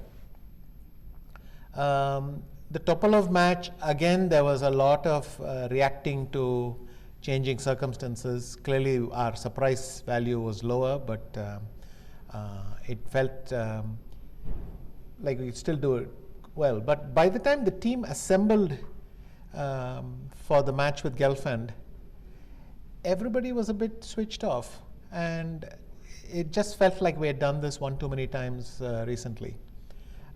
And the pace was very punishing. 2008, 2010, 2012, but it was going to get worse, because then right after 2012 I was forced to play again in 2013, and there was only a 1.5 year break, sorry. And then after I lost that one, I won the candidates, and within 6 months I was playing a further match. So yes, there is a huge creative problem. They have actually drawn the game. Yeah, we're going to have to return to this question, Vishy, because I think we can definitely explore this further. And yeah, and they're talking to each other after the game. Yeah, I think Ding looks a little bit happier. Yes, even though he probably wanted more of a fight, he's must be happy to have equalized well, not had any problems and so on. But it seems that the game was also quite well played. We've been looking for all sorts of alternatives, and they weren't easy. So at the end, a high-level draw. Yeah, and I think that was maybe the first hint of a smile that we saw on Ding's face, since he's been to Astana. No, I think they are signing every chessboard, so that will be. Yeah, I think he can be quite relieved, right, that he just kind of reacted in a very solid way to his loss. Made a draw without pretty much, I would say, any problems with the black pieces. The other question is, this is often discussed, and I think Kasparov brought it up for the first time when he played in London. Mm-hmm. The player, he said he wanted, he had the white pieces in the first game, mm-hmm. and they were white game, 2 games, rest, and so on. I think his point was then that that was unfavorable. Though nowadays people think if you have white after the rest day, that may be a slight advantage even, because it allows you to prepare white in more depth, and you have to take care of black later. For me, it's kind of, I haven't really been able to make up my mind as to which one I prefer, but Ding will have to put a lot of pressure with the white pieces, it seems. Yeah. And his early white games are not coming after rest days. Mm-hmm. So, I mean, the team must have expended a lot of energy fixing black, and now they're going to have to try and put pressure with white. Hopefully he's able to come up with something and come up with some good ideas. Yeah, and I think it's nice, getting the white pieces again and a chance to erase the memory of that second game that he played with white so soon. Yes, It kind of feels like it's just coming so soon, right? Like, I don't know, it's been a couple of days, but yeah, he's going to get that chance again tomorrow. And I think, it's a very solid game by both players. I think Jan didn't get what he was hoping for exactly in this game. I don't think Ding was ever under too much pressure, although it seemed like, Jan had some ideas in mind of why he was going for this line, but they were following Ding's own game for such a long time, but yet Jan didn't really show us like a convincing improvement on that. Yes, it's hard to say. Maybe the position is just equal, and there's not much to be done. But maybe this was not top of the list for Jan. So this was just emergency preparation, in the sense, if this happens, I'll do this, and I can probe a little bit, and we'll deal with it later. they'll probably take a deeper look for future games, but for the moment, Ding Liren held very comfortably today. Yeah, and I do think it's a very interesting sign that Jan actually started this game with the move d4. So he's showing that he is ready to be quite versatile, and that even though his e4 opening went well in the first game, that he was ready to completely switch it up. So yes, and imagine the problems for Ding Liren's team. Now they have to check 2 openings, maybe even a third, every time. So before every black game, there's more work, whereas Jan can choose which direction he's going to hit. I don't see any reason for him to stick to d4. He can go back to e4, come back. The point is to keep Ding Liren on his toes. We'll see now if it doesn't look like Ding Liren has done a lot of huge work with white with 1 e4, but maybe he'll get into the mood as well. Yeah, and Jan has not even tried out 1 c4, which is a very realistic possibility as well. So I mean, we might even have that to look forward to in his next game. So we're waiting for the press conference to start. Actually, Vishy, while the press conference starts, why don't we go back to that question? Right. So for me, there was a clear dip by the Gelfand match.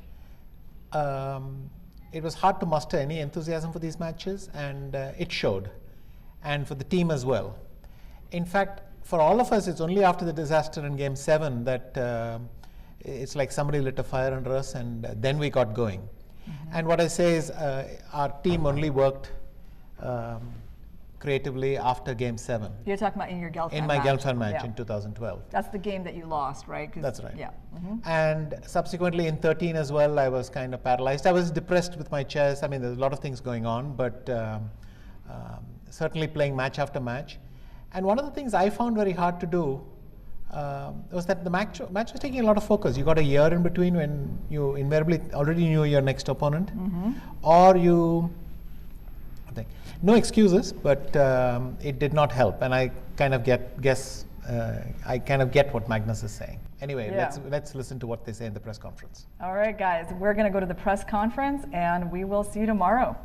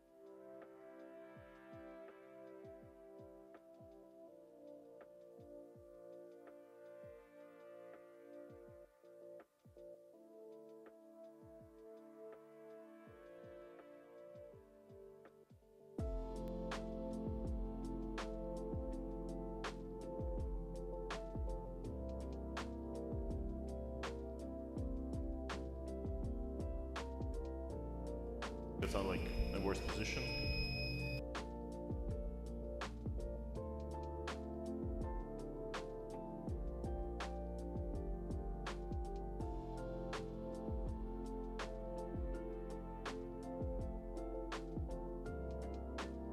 What is your immediate feelings after the round?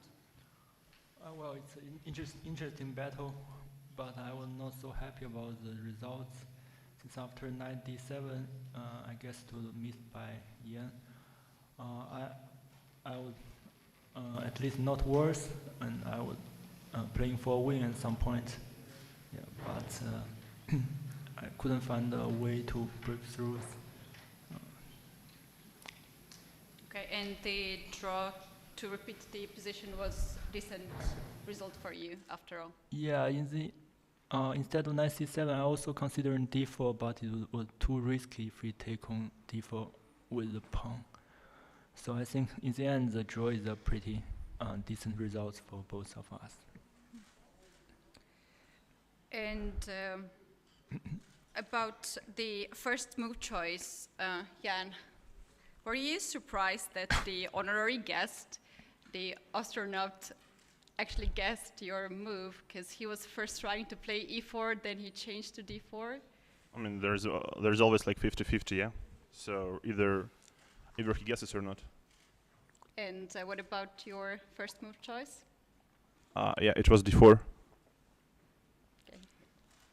And to Ding, the question about the first move as well. Were you surprised to see this move? Did you expect it? I didn't expect it, especially for this game.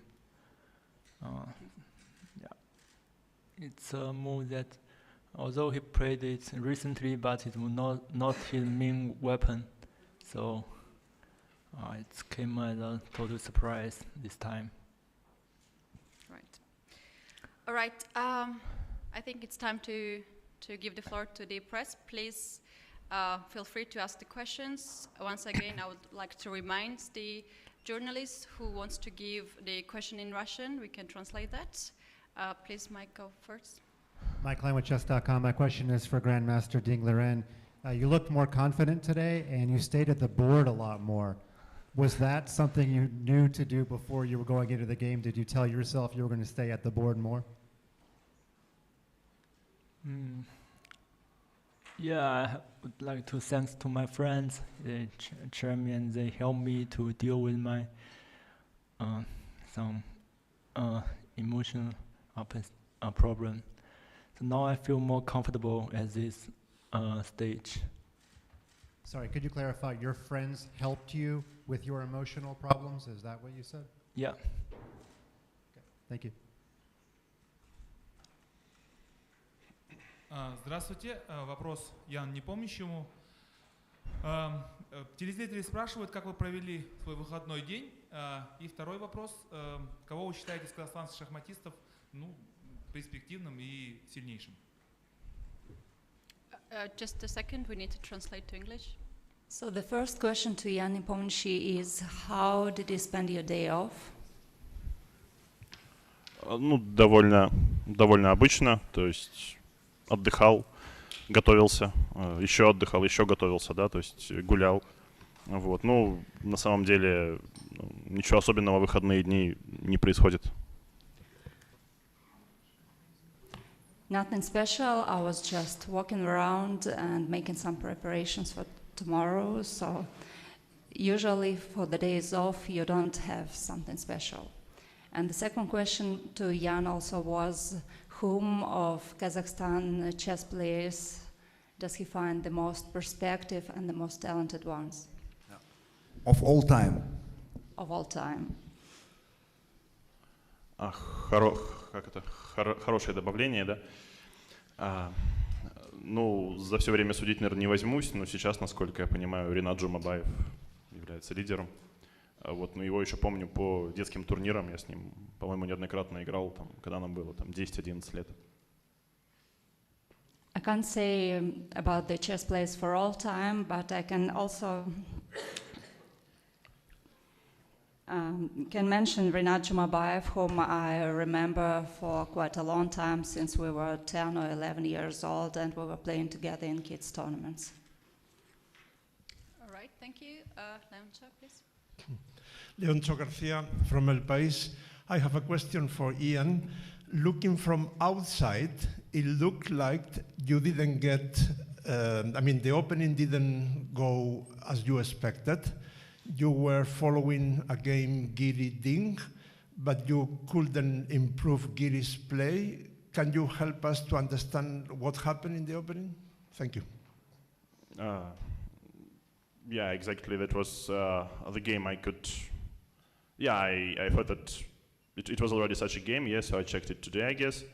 But yeah, I mean, Queen's Gambit. I mean, declined is a very, very solid opening. Yes, so you are not. I mean, you're not going to achieve much. And yeah, I mean, it's like, alas, it's most common case when both sides are, let's say, playing more or less reasonable moves, and then the position is like, I mean, it's hard to, to disrupt the equality.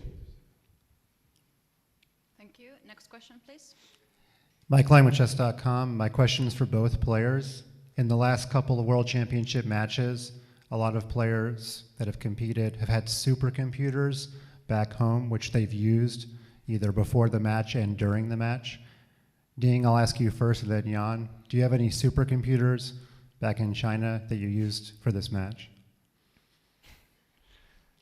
I don't know what you mean by supercomputer. It's how strong or how fast it can be called like a supercomputer. Of course, for us professional chess player, we have very, very strong computer, but I don't know which kind of computer can be called super. Computer specially built for this match. You're using your regular computer, is that what you're saying? Yeah, pretty strong, but not as strong as you expected. And Jan? Yeah, I guess the same story. So, you know, probably to make your opponent afraid, you should claim you have like a super computer. But I think in fact it's pretty, you know, it's like pretty much all the same. Yeah, like everyone has some good engines, but I guess it's not something like above the sky. Thank you. Do we have more questions? Okay. Вопрос к Яну Непомнящему. Ян, как у вас со сном здесь дела обстоят? Question to Jan Nepomniachtchi. Jan, how do you sleep here? Спасибо, пока не жалуюсь. Thank you, nothing to complain of. Thank you. Well, at this point, we have this segment from Twitter. So we are bringing the questions from Twitter. And Jessie, please go ahead. Hello, my name is Jessie February. I have some questions from Twitter, one from Robin. This one is for Ding. Do you think your extended break from classical play has affected the quality of your chess or ability to concentrate and think well for long periods of time during this match? Sorry, can you speak? Sure. Right, do you think that your long break from classical chess has affected your way of concentrating during this match? Oh, well, the COVID had passed some time ago, and it's not all the negative points. Also, there are some positive points during the COVID. It's hard to say since the tournament is still going on. So let's see what happens next. Thank you. Thank you so much. There's one from Matteo, and it's only applicable to both players. How do you deal with and manage anxiety during a tournament or match? Jan, let's go first with you. It's usually quite poorly. Yeah. I mean, I think it's normal, yes. So if you don't feel anything, then something is wrong, yeah, with you. So I guess it's just part of the job. Thank you. And Ding? Please repeat the question once more. Sure. How do you deal with the anxiety of a tournament or match? How do you deal with anxiety during the match? Anxiety. I'm getting better and better. You can see I spend more time on the stage than just hide in the restroom. Sure. Thank you. And I would ask this question right away. You said earlier that your friends helped you to have more positive energy. Can you share exactly how they helped you? At some point, I thought I may have some problem with my mind, but in the end, it's not so serious as I expected. He talks to me and even suggested if I need a doctor, but in the end, maybe it's not that serious. It's maybe can be concluded as pressure before the match. Right. So you had mainly chat with your friends. Okay. Do we have the next question? Yeah, I have one final question from Tarjay. In 2021, the match was played with 3 games and then a rest day. Now it's 2. What would you prefer? A question for both. Yeah, Jan. Yeah, I think like back then I thought like 3 games is too much. But yeah, because every time I think it was like 2 games and then a rest day. But I guess like some years ago, like some classical matches, like I think Karpov Kasparov, they played like 3 games per week, for instance, yeah. So like on Monday, Wednesday, and Friday, yeah. So it was like also not too busy schedule. So well, I mean both has like pros and cons, but here like we have a schedule. I think it's fine. All right, thank you, Jesse. Do we have more questions from press? Maybe commentary team? Yeah, one question from the commentary team for Ding.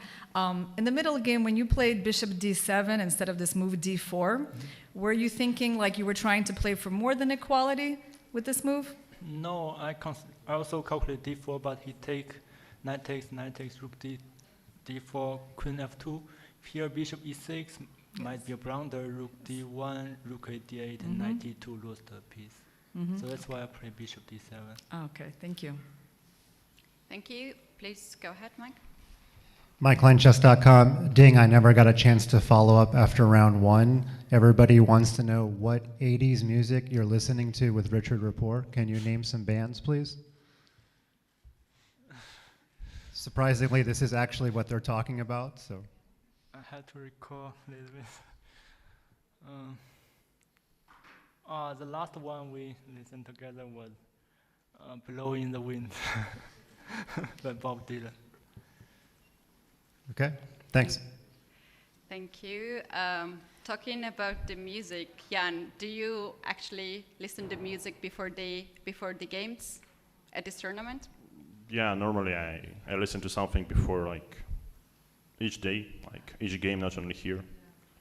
But about my like tastes in music, I mean, okay, it's quite various. Yeah, I can basically listen to whatever. It depends on the mood. Do you change the playlist, or you have one song that's? I don't even think I have a playlist. Okay. Do we have more questions in the press? Please go ahead. Yeah, my question to Dean. Do you feel comfortable with English, or maybe you need some translator? And second, for both players, what is your favorite movies? First for Dean, please. Yeah. Do you feel comfortable with English on press conference, or maybe you need some? No, I don't need any translator. I feel very comfortable now. For the movies, sometimes it will change. So if I give you an answer now, and sometimes later, maybe the other movies I feel will be better. So it's very hard to select one as my favorite movie. And Jan? Well, it's always like tough question. So let it be the reader. Thank you. And also the question for Dean. If you walk around the city, do you feel sometimes like a local guy, or maybe someone take you like Kazakh citizen? Because I know that many Kazakh players, when they go to China, they consider it like Chinese.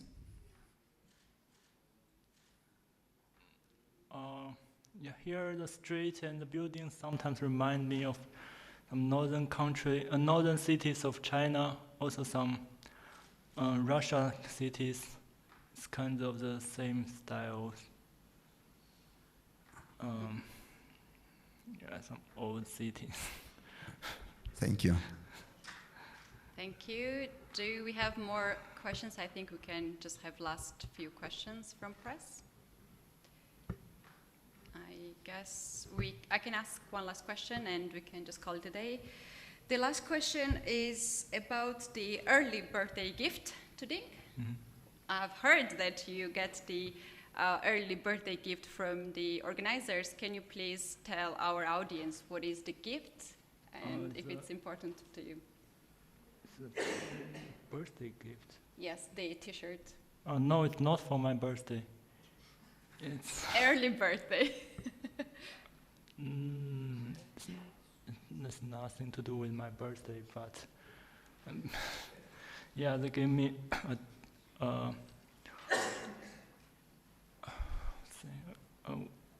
with my name on it, a T-shirt with a football club with my name on it, and yeah, it's a gift from the hotel.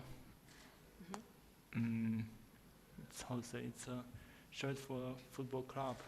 Did it boost your energy with that?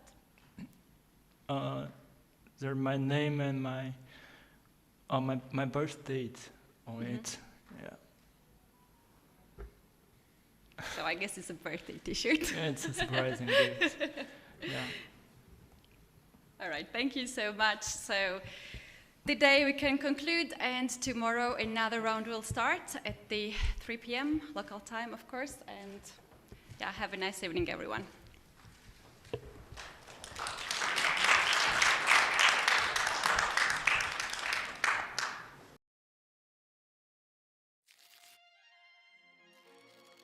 At that point was some mixed feelings because it's a big challenge for me. But now I can see I'm ready for this challenge.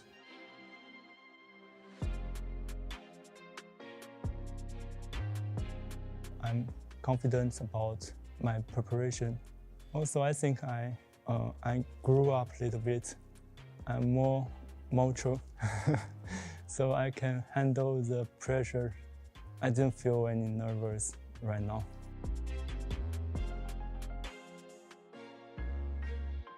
As I remember, it was Topalov Anand match, which I was in my teenagers. Topalov's attacking play inspired me a lot. Because he had higher ratings, also my recent play in Waikanze was a disaster, so maybe that's why he's a favorite to this match. But I think we have equal chance. It's not a friend, but a good and friendly chess player. Well, he can play very fast and very strong if he's in very good shape. Also, he has the experience of the World Championship, but as I said, maybe he's a little bit emotional. Sometimes he played too fast, he forgot his preparation. Or yeah, if he made mistakes, I will try to explore it.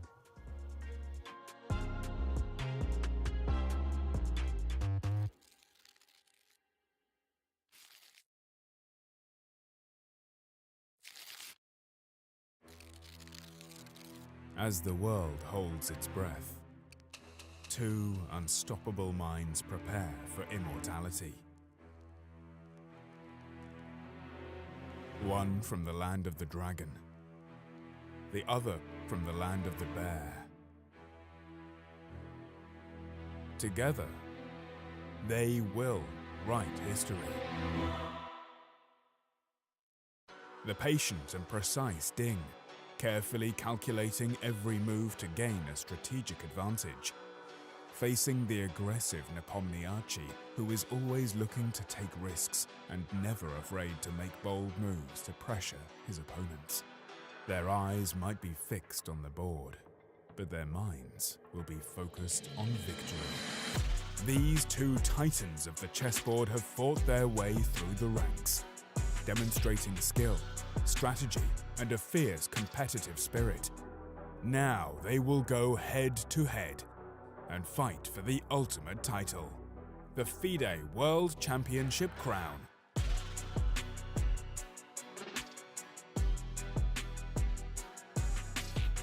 Where champions come and go, chess endures.